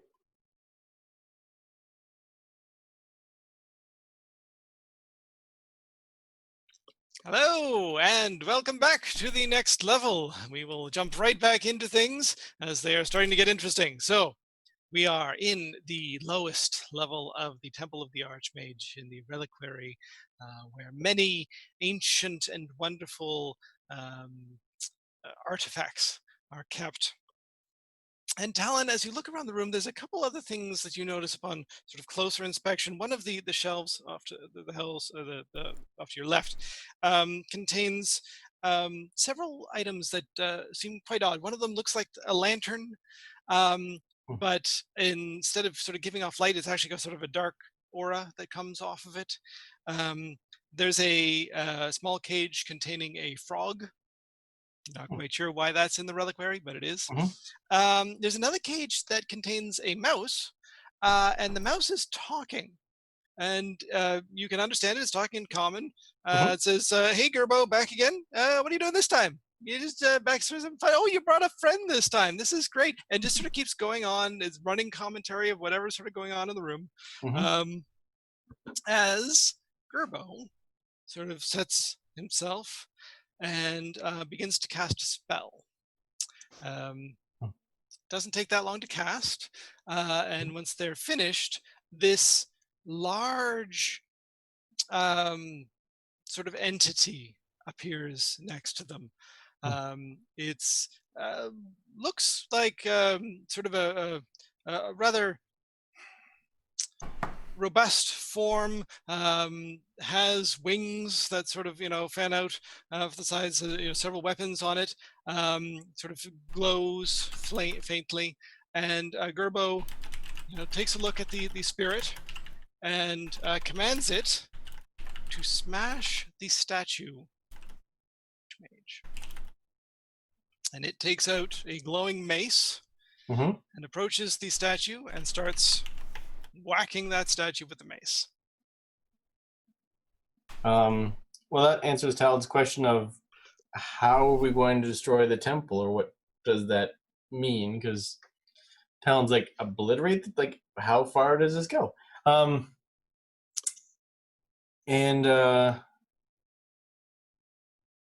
Talon's just, I mean, he's kind of stepping back. He's letting it happen because he feels he must. So he's just gonna kind of like probably eye the statue, because you said it's gonna get like a yellow glow, like through the, like an aura around it, or just like out of the base. Okay. No, it's like around the whole thing. There's this aura. So yeah, he'll probably just take a good look at the statue, and then a bit more of a look around just all the weird things that are down here. And what you so do notice is, so you take a step back and are just sort of watching this. So the spirit starts smashing the statue. Gerbo, actually, as soon as that it's sort of occupied doing that, he goes over to one of the tables. There's a couple sort of little steps up so he can access it at sort of regular height level. And he has a bulky satchel that he's sort of been carrying with him. He sort of swings that around and opens it up, and takes out, for him, it's quite large, but it's this cube. And it's about 8 inches to a side. And he sort of very carefully takes that out and sets it on the table, and then closes up his satchel and sort of swings it back around again and seems to start doing something with that. Does it look at all similar to the cubes that I've seen Jacob use, or is it just coincidentally a cube? It is not like the ones Jacob uses. It is much larger. I'm assuming Jacob's are quite Rubik's small. Cube shape, Yeah. So this is sort of 8 inches to a side, sort of good sized cube, and he sort of gets it out. He sort of tilts it one way so it's sort of facing away. All the sides look the same to you. You're not quite sure sort of why he's orienting it the way he is. And he puts sort of he sort of pauses for a moment and looks at his hands and looks at the cube. Takes this deep breath, rolls his shoulders, and then puts his hands to either side of the cube and starts casting a spell. All right. Does Talon in any way recognize the spell or anything about it? Give me an Arcana check. Well, that really goes well. Actually, sorry, it would be a spellcraft. No, I suppose that is Arcana. I'm thinking of different systems. In this, sorry. Yes, Arcana check. All right.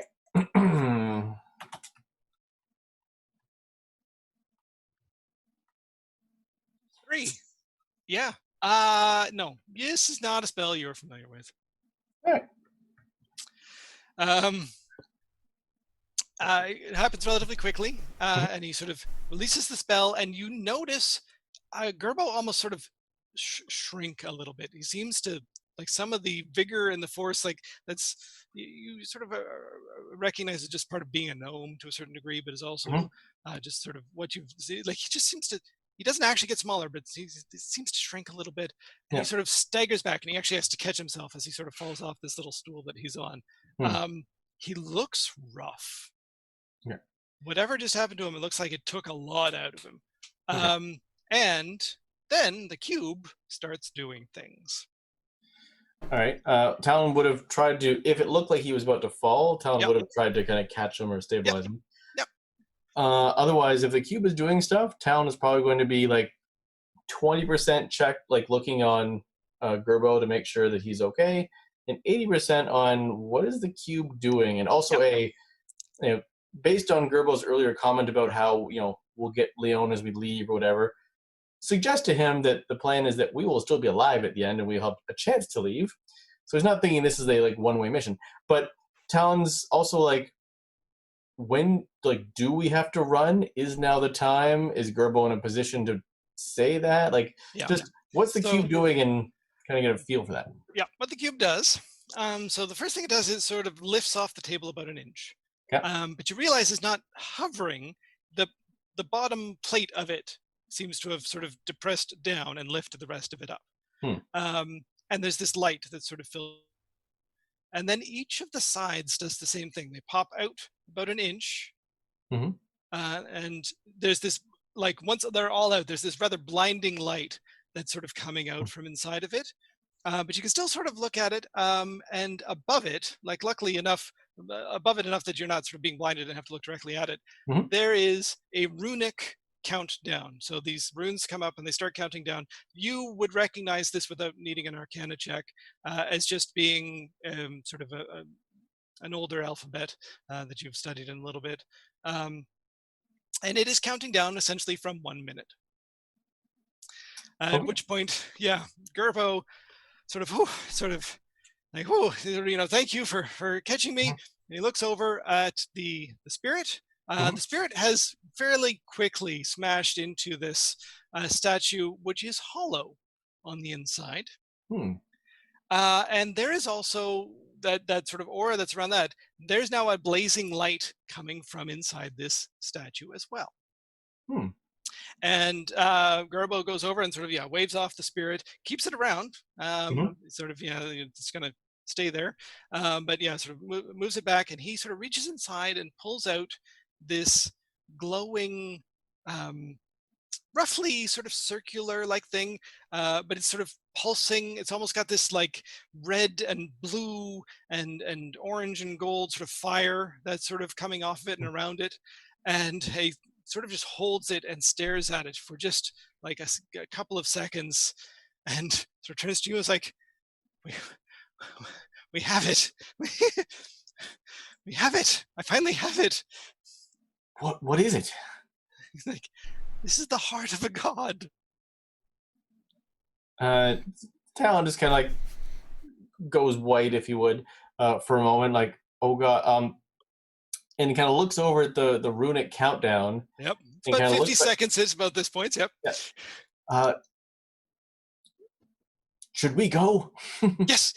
We should go. And he takes the heart that he's holding and has pulled out a little sort of a box from his satchel and puts that inside and sticks it back to his satchel. It's like, yes. We need to go. Yeah. And Talon will kind of usher to make sure he goes first, because obviously Gerbo was looking a little weak earlier. Yep. And kind of takes one last quick glance at the reliquary just to kind of like take in what's there, but the thought of taking something never crossed his mind, because he's like, I don't want any evidence that I was here. Then just like starts like following Gerbo presumably up the stairs and make sure that we both get out, and kind of counts in his head to try to make sure we don't run out of time. All right. So jumping back to the other group, you have run into the temple. You're running down the stairs. You get to a level where these stairs end, and you're sort of forced out into a room, and there's another door there that looks like it's got this weird intricate pattern of puzzles on it that is actually slightly ajar. And about the point that you get there is about the point that Talon gets to the other side of it. And with Talon, as they're sort of rushing up this set of stairs, there is this small gnome that looks a little haggard. And behind the gnome, there's let's say, probably Talon size, but with wings, sort of flying celestial spirit of some sort. Well, Talon is very surprised to see them. And in his head, there's probably, at this point, 30 seconds left? I'm not sure what, at this point, there's left on the clock. It doesn't take, you figure, yeah, maybe about 40, 35, yeah. Okay. I'm gonna call it of the celestial spirits attacking him and get ready to firebolt. Right? Because it looks like that he's running away from this thing, right? Yep. Is it attacking you? No. We need to go. Hurry. Why? I'm gonna assume there's something Guilty else doesn't- in the winged thing. Guilty doesn't need to be told twice, so she kind of like turns around and starts to run with Talon, but she says to Talon, like, what for the sake of the rivers of the world are you doing? Because she's just very confused by like these other people she's never seen, the gnome and the crazy celestial being. Talon he fights himself and basically says, I'll tell you later, just go, and kind of like tries to like, using the span of his arms to like usher like everybody to make sure they go before he does. Does anything on Turok react to the fact there's a heart of a god there, out of curiosity? Yeah, I'm gonna say probably. So your stuffy sort of glows a little bit. And yeah, you just get this sort of weird sense of it's sort of an attraction and repulsion at the same time, sort of a weird magnetic sense to something on that gnome. Turok just looks at Talon and goes, "What have you done?" Talon is kind of like looks Torek like dead in the eye and just doesn't say anything. And runs. If he wasn't so preoccupied, you would see like fear and shame. But he doesn't have time to have those thoughts in his brain. He's just more like focused on we need to go. And now that he recognizes his friends are here, he's like, they need to be safe. So he's just Oh, sorry, keep going. he's just like continuing to like usher and like if need be like with hands on people, like not pushing, like shoving, but just like guide, like out, go. All right. So as you make for the stairs, Leon.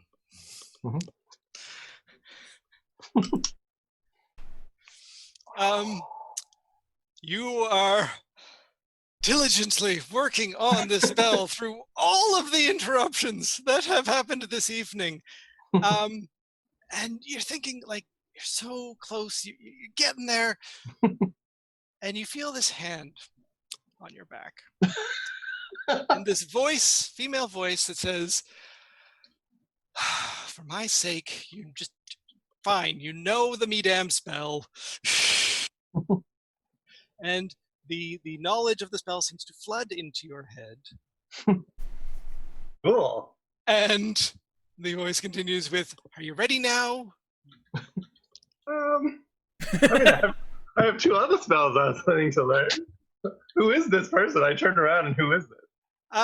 As you turn around, the hand sort of, the feel of the hand sort of fades from your back, and there's a bunny standing there. You could talk this whole time? Why didn't you just talk? Shrugs a little bit. And then it hops up to you and sort of lays a paw on your leg. You just sort of swiveled around. And you are no longer in your dome. Okay. You are in a very strange looking room. There's a sort of half destroyed statue that's not far away. And large, weird glowing object on a table not far away, and all sorts of shelves filled with interesting items all around you. And the voice says, stop that. and seems to indicate the glowing thing. Okay. Do I have any idea what the glowing thing is? You can give me an Arcana check. I will. I really hope I don't roll really terribly. Don't roll a 3. Close. I rolled a 5. All right. So, as to what it is, you're not quite sure. I can look at either of them. There we go.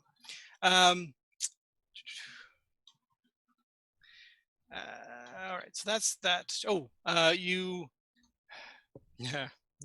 You can try an investigation check if you like. I would. Okay. Even with that, you start looking this thing over, which is hard because it's sort of glowing and really bright. You're not quite figuring things out. Not at all. I'm still distracted. I'm still wishing I was learning spells. Yep. All right. But what you do notice, without needing any Arcana, is sort of like once you've sort of blocked some of the brightness, the sides of this seem to have runes on them, and you can see them glowing relatively brightly, sort of amidst the glow from inside as well. And yeah, you can try and decipher the runes if you like. Sure. I mean, I'll turn around to after I take a look at it and I can't really figure out what the deal is with this thing, then I'll turn around and be like, so what is it that I'm doing? What is this? How do I stop it? I don't even know. Yep. Bunny just sort of looks at you really intently. Is this some kind of a test? Is this some kind of initiation or something into the Order of the Bunny or something? Because I have no idea where I am. Nope. Right? Like, I don't know that I'm in the basement of this place. Nope. I'm in some random weird other plane, maybe. Is the mouse talking? Oh, yes. Oh, look, there's new people here. Who are you? I don't know who you are. What is that glowing thing? Can you tell me what that glowing thing is? It looks really dangerous. I have a bad feeling about this. I don't know. Did you see anything useful? Yeah, Gerbo came in with a friend, and then Gerbo summoned this big glowy thing, and the glowy thing smashed the statue, and then Gerbo set off the other glowing thing, and there was like 2 glowing things at the same time, and then Gerbo and the glowing thing and the friend left, and then I was alone, and then you were here, and there was the bunny, and I don't know why the bunny's here. That seems really strange. And now I'm talking to you. All right. Well, that wasn't overly useful, but okay. I will decipher the runes then. All right. So give me another Arcana check. Oh, wow.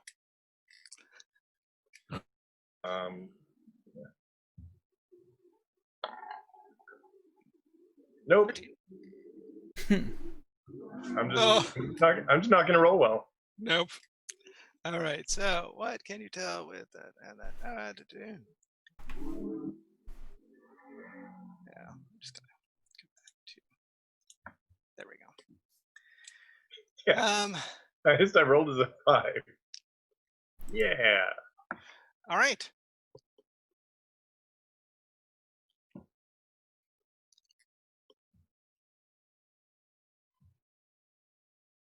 What are they going to do? This is not going according to Rob's plan. No, I figured this is very possible that. Yes, you can, however, read the countdown. That is obvious to you.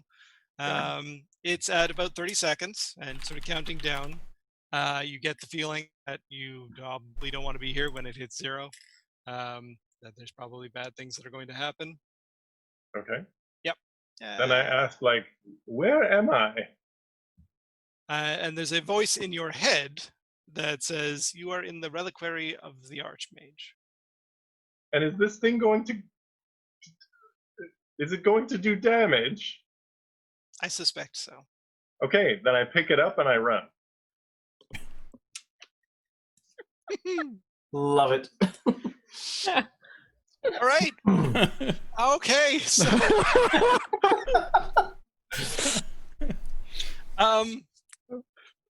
everyone else exits the temple. You come to the top of the stairs. You exit out to the top of the temple, and you're all sort of a little, out of breath. You sort of just ran a bunch of stairs, and yeah, okay, you're doing okay. You didn't need any checks to make it up there, but you're sort of slightly winded. You don't really know why you're running so fast or from what's going on, and why there's a gnome and a spirit that are still sort of sticking around here.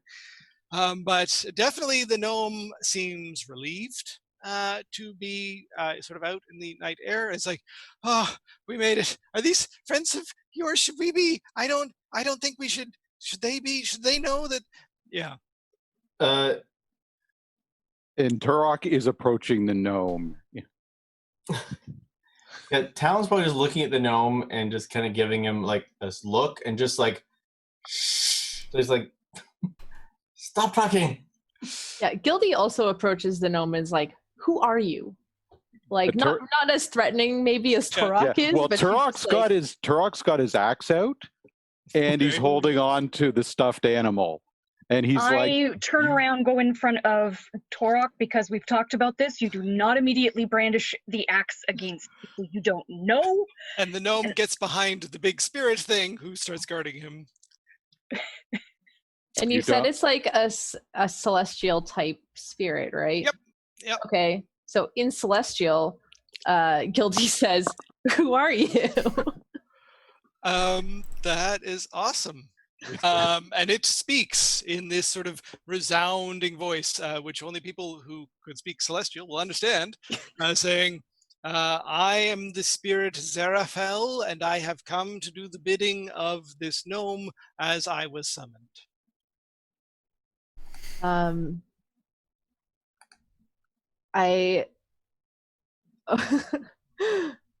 Okay. So then Gildy asks, she says, "Greetings, Zeraphel. For what task has this gnome summoned you here to this peaceful monastery?" And about the time that you asked that question, the gnome starts cursing up a storm in Gnomish, as Leon comes running out of the temple carrying this glowing object, which, as Leon approaches the rest of you, you can all see there's this sort of little countdown on it. If you haven't necessarily studied any magic at all, you probably wouldn't know what it says, but Jacob, you probably would. Gildy, maybe. I would let you sort of make an Arcana check. And Tor, you know what it says. And it is counting down. It's got about 6 seconds left. Did I understand what Gerbo swore cussed in Gnomish? I'm Yes, you guessing I did. would. Yes. Okay. Does it give me any indication as to what might be going on with what Leon just came running in with? There was something in there, but we're all gonna die. okay. As soon as I see the countdown, I'm going to cantrip message at Leon. Countdown 6 seconds, get rid of it. So where are we right now? You are just outside the front of the temple. Put it inside of your hut.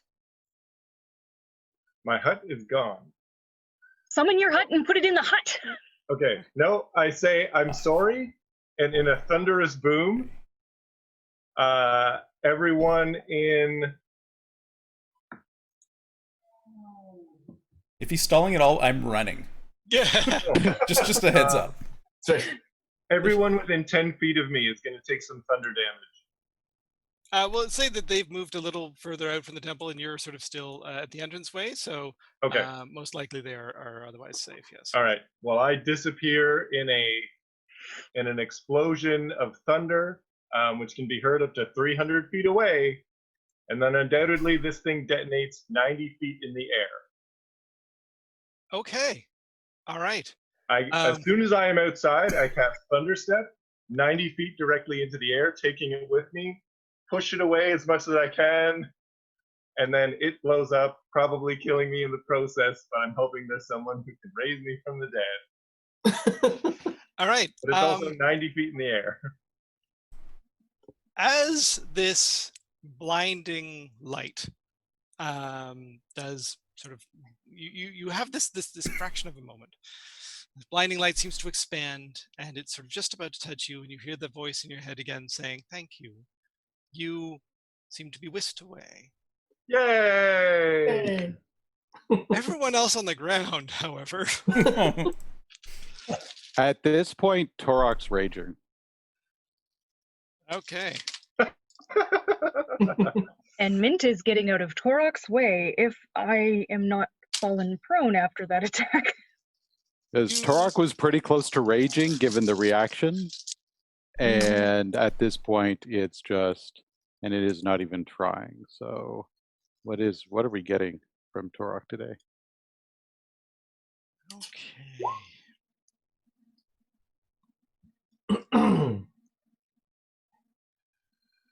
It is 3. While Torok is doing that, I'm also Yep. we witnessed that explosion, right? Oh yes, you are feeling that explosion. Okay, so I'm going I to was do an wondering- Arcana check to see if I can figure out what the effect that we just saw was. Yep. Nice.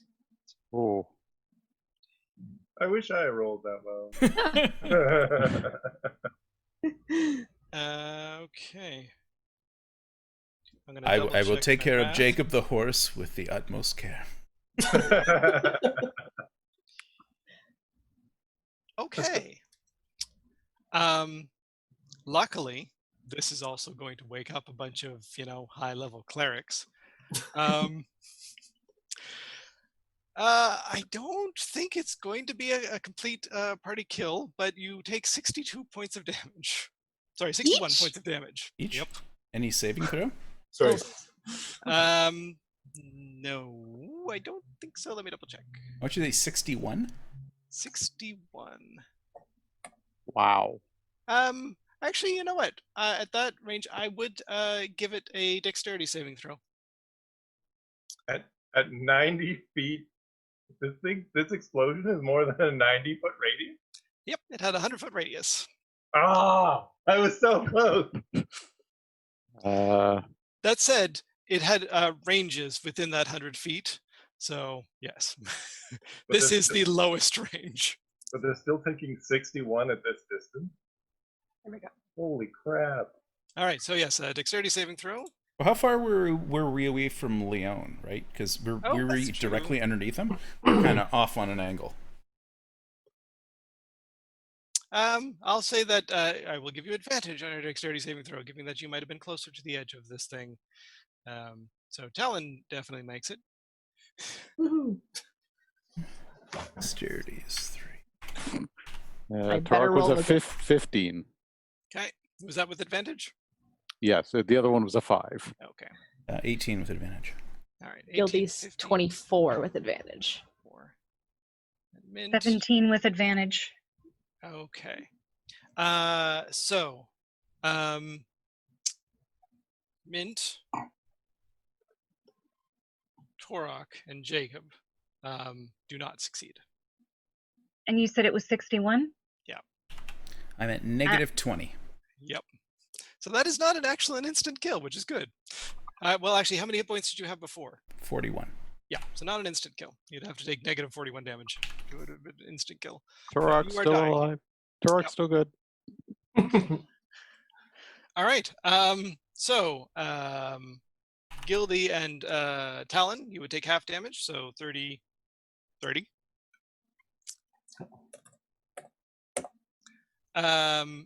Wow. And Leon, you appear on the ground. Unharmed? Yep. Yeah. If I had failed my dexterity saving throw, I would be outright dead. Yes. You would not have had the chance to have a dexterity saving throw.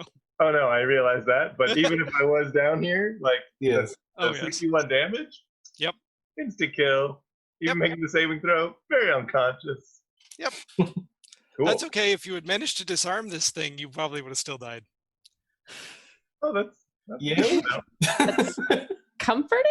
Yeah. Good. All right. So, yes, luckily there's the clerics rushing out. There's some people with healing spells who are also around. I think Gildy has some. People are able to stabilize those who are dying relatively quickly.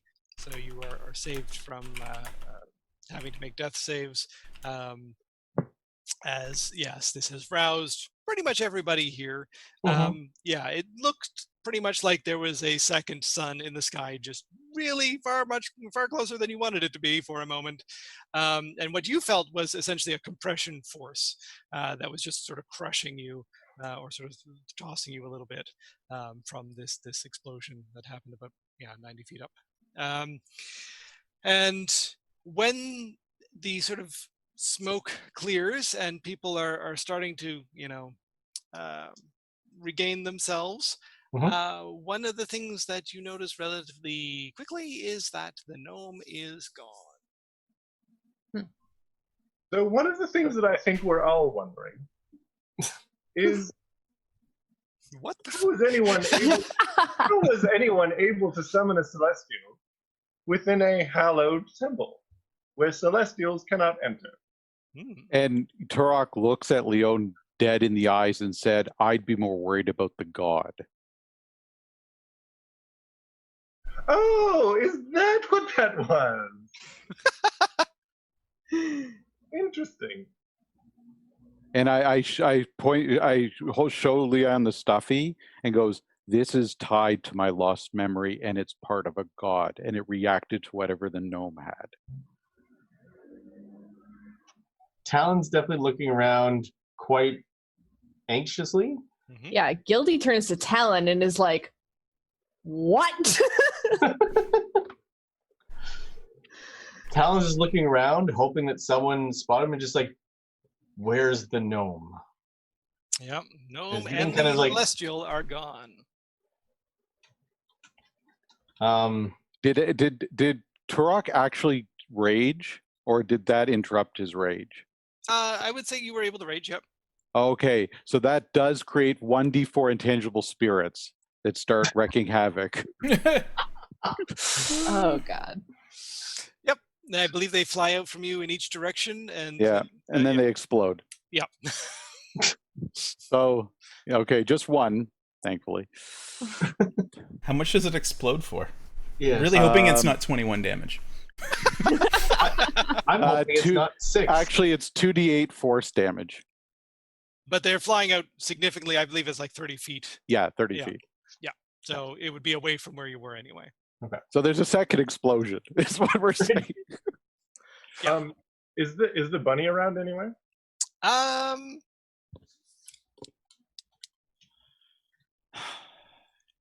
Yes, since you're looking for it, you can see it. It is just sitting inside just the doorway to the temple. All right, then I'm gonna walk over the bunny and be like, all right, so what's happening? Who was that? What's this about a piece of a god? Who are you that you could basically insert spell knowledge into my head? Yes, answers would be lovely. And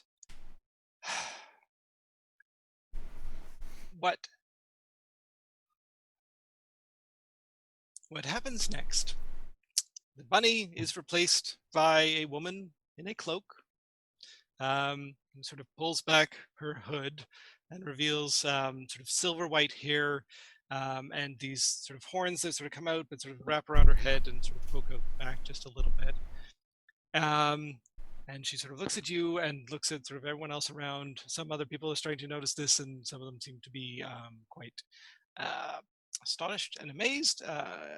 Talon, you recognize this as from pretty much all of the images that you've ever seen of the Archmage. And even Leon, you would probably be semi-familiar with sort of images of the Archmage in general, and yes, would recognize her from sort of any historical items that you've seen. Okay. She, however, does not look particularly well right now. Okay. What is the proper etiquette when addressing a deity?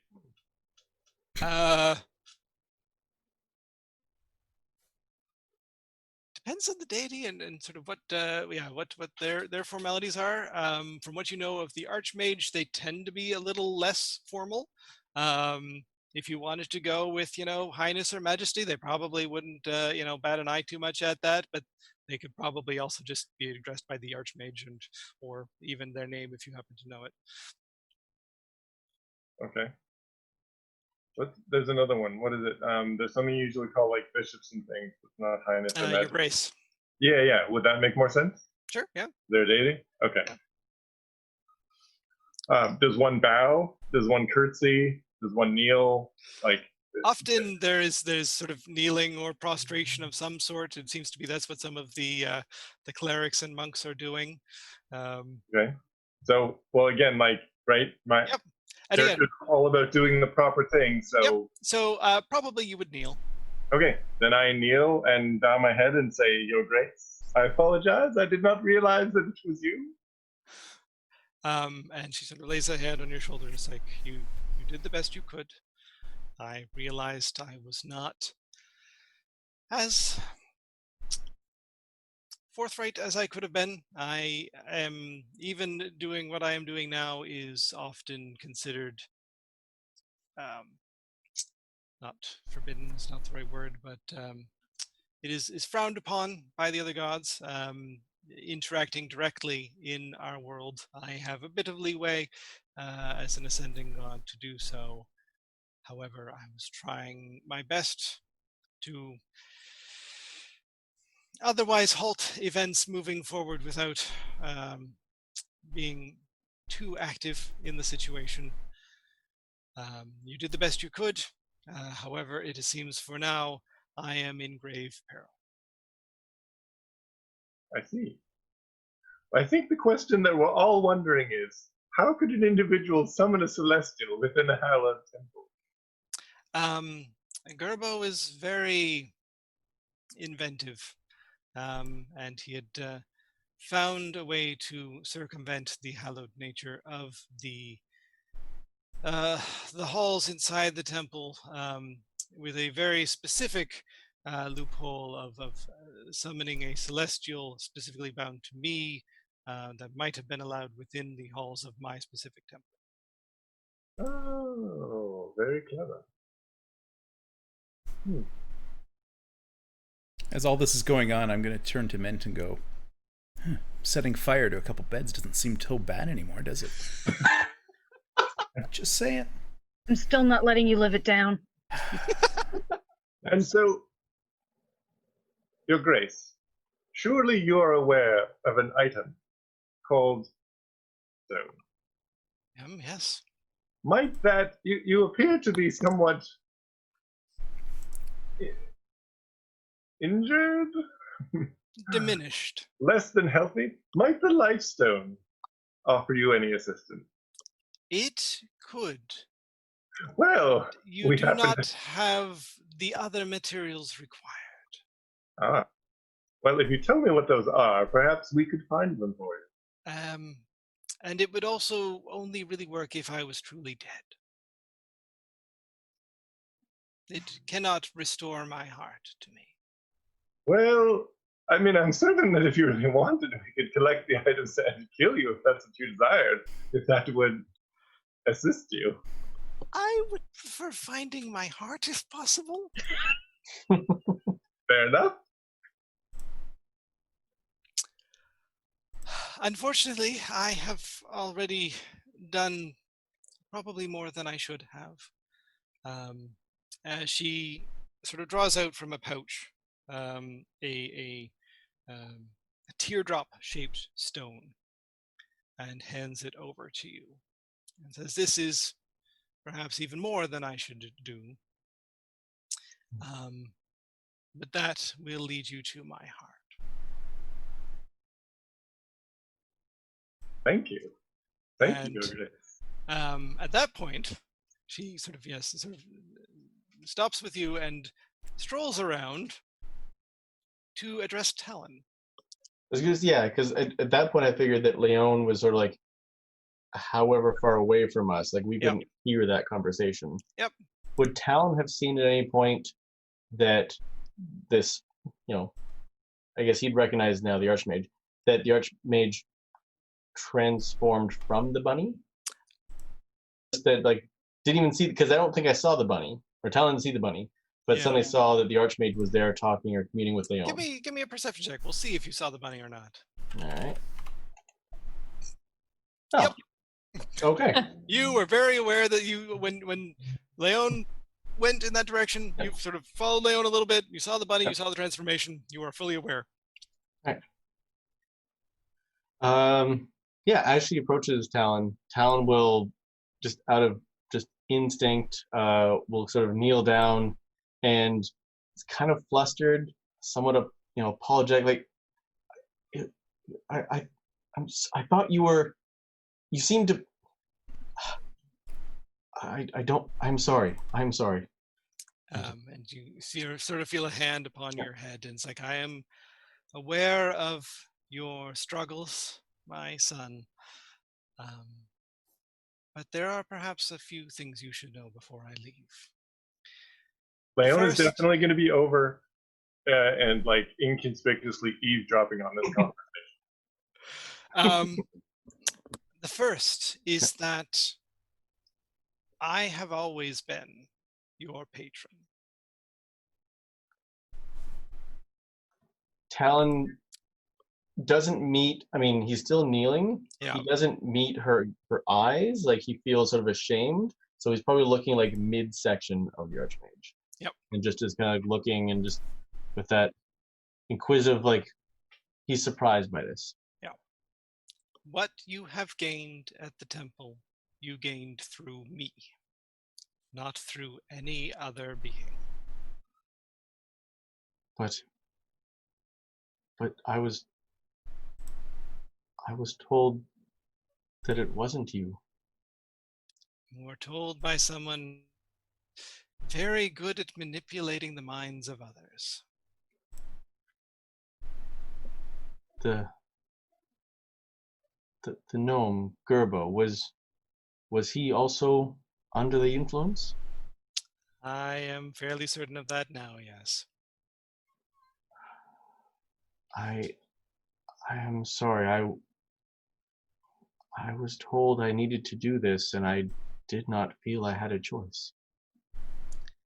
For the future, you will always have a choice, my son. Even if it is something I ask of you, there will always be a choice.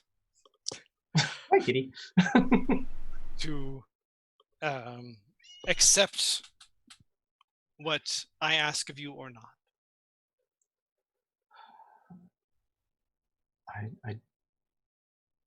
I do not deserve your grace. Your grace. He kind of bows a little bit more. Yeah. And so the last sort of bit is you were promised a truth, I believe, for your work this evening. I was, but at this point, I don't know that I deserve it. I will tell you this much. It is not the Shadow Weaver that you seek. Talon definitely looks puzzled by this. If not the Shadow Weaver, who has been controlling me? There are few who can wield such control in this world, and I trust you will be able to know who they are, perhaps when you track down Gerbo. But to assist you with this, sort of within her cloak, she draws out a small book and hands it over to you. It's like, this may provide some enlightenment to you from time to time.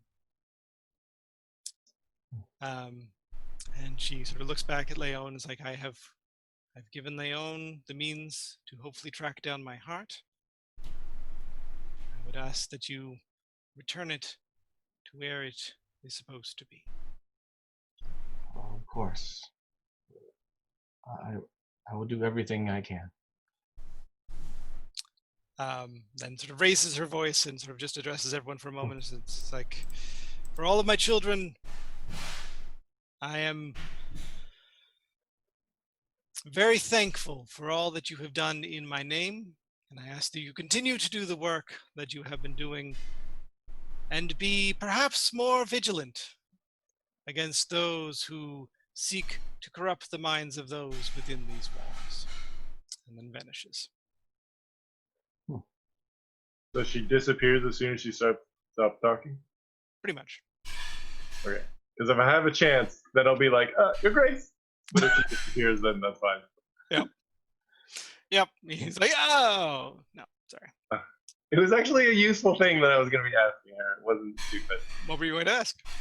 I was going to ask if she could point us in the direction of where we could find lore on a ritual to undo the ritual that's being done on the people in the Shadow Forest.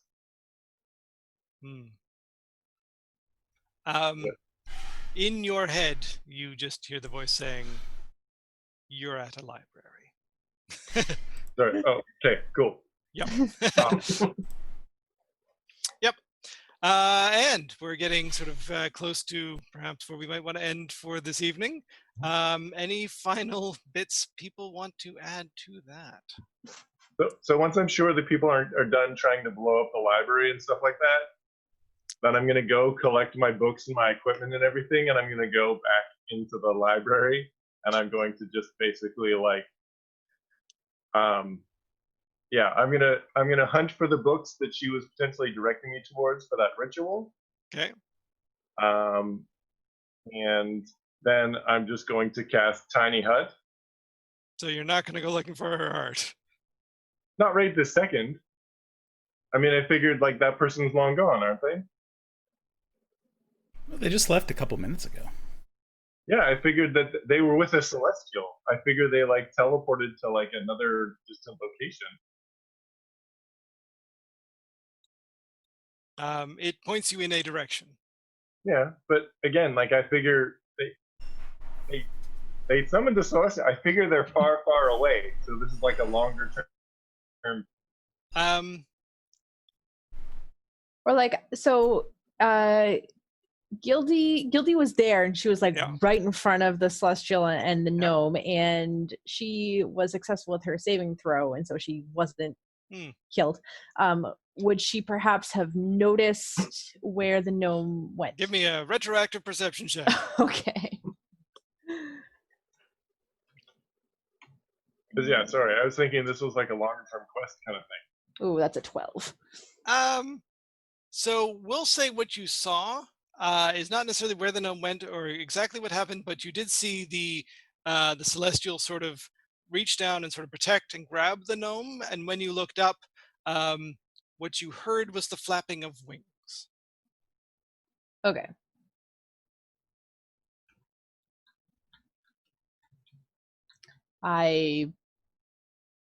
At some point that would have made sense previous to the Archmage appearing. I think I would have like shared that with everyone, be like, oh, I think the celestial took the gnome away. I didn't see where. Yeah. Give me an Arcana check, Leon. What? Me? Yeah. All right. I know. It hasn't been going well all night. Nope. Now's the time. All right. So you're aware that the spell, Summon Celestial Spirit, is a 5th level spell. That what it summons is, again, a celestial spirit, as the name suggests. You're fairly certain that there is no capability for it to otherwise teleport with somebody. Okay. I mean, I guess, see, I'm still thinking that it's going to be like a longer term kind of a thing, because at this point, like, Leon is very much, I want to learn these other spells. I want to do the research that I've been set to do. We can all rest and stuff. I can regain my 3rd level spell slot. This person doesn't know that we know how to track them down. And then we'll just, like, in the morning, go and hunt them down. That seems reasonable. Yep. That's kind of what I'm thinking. All right. Plus, if it's a god, you would have said, "Quick, it's getting away! Go get it!" Instead of like a 20-minute dialogue on. There was important things that needed to be said. Yeah. Right, but it's like here's an item that'll allow you to find it. I'm like, okay, so it's obviously going to be a quest then to go, and quests don't like. I'm not going to run off, especially when I have spells tonight. Not necessarily. I will say that much. All right. Any other final bits? So as sort of the awe of the god having left wears off, Leon sort of turns and starts to head back into the temple. Anything else that others wanted to do in that moment? Well, Gildy would turn to Talon and just be like, Gildy doesn't fully understand what has happened here. I don't think she's not really. Gildy doesn't do a whole lot of magic, and she doesn't she worships one of the ancient gods, so she's not really up on the newer gods, and doesn't really. Gods, yeah, these newfangled gods, and she's just like, so that. She's making assumptions based on how the Archmage was talking to everyone, being like, and how she appeared. She's just like, that was, what just happened, Talon? Yeah, and actually, it's worth mentioning. So just to be really clear, you saw Leon kneel in front of this individual. Yes, that too would have been very unusual. So I think Gildy is getting that this is because she was the Archmage was also glowing or something, right? No, not in this form. Oh, not in this form. Okay, like a regular tiefling. She did suddenly appear though, which was unusual, and Leon was kneeling, and so Gildy is at least assuming that she's some kind of royalty. I don't think Gildy would have jumped to God. Yeah. Which, when Gildy asked Talon, this will then, Talon's response. So Talon would have probably stayed on his knee a little longer. He's sort of processing things. And when Gildy asked Talon, what was that, or who was that, whatever the question was, or what just happened, very dejectedly, and just kind of say I've been used by a god.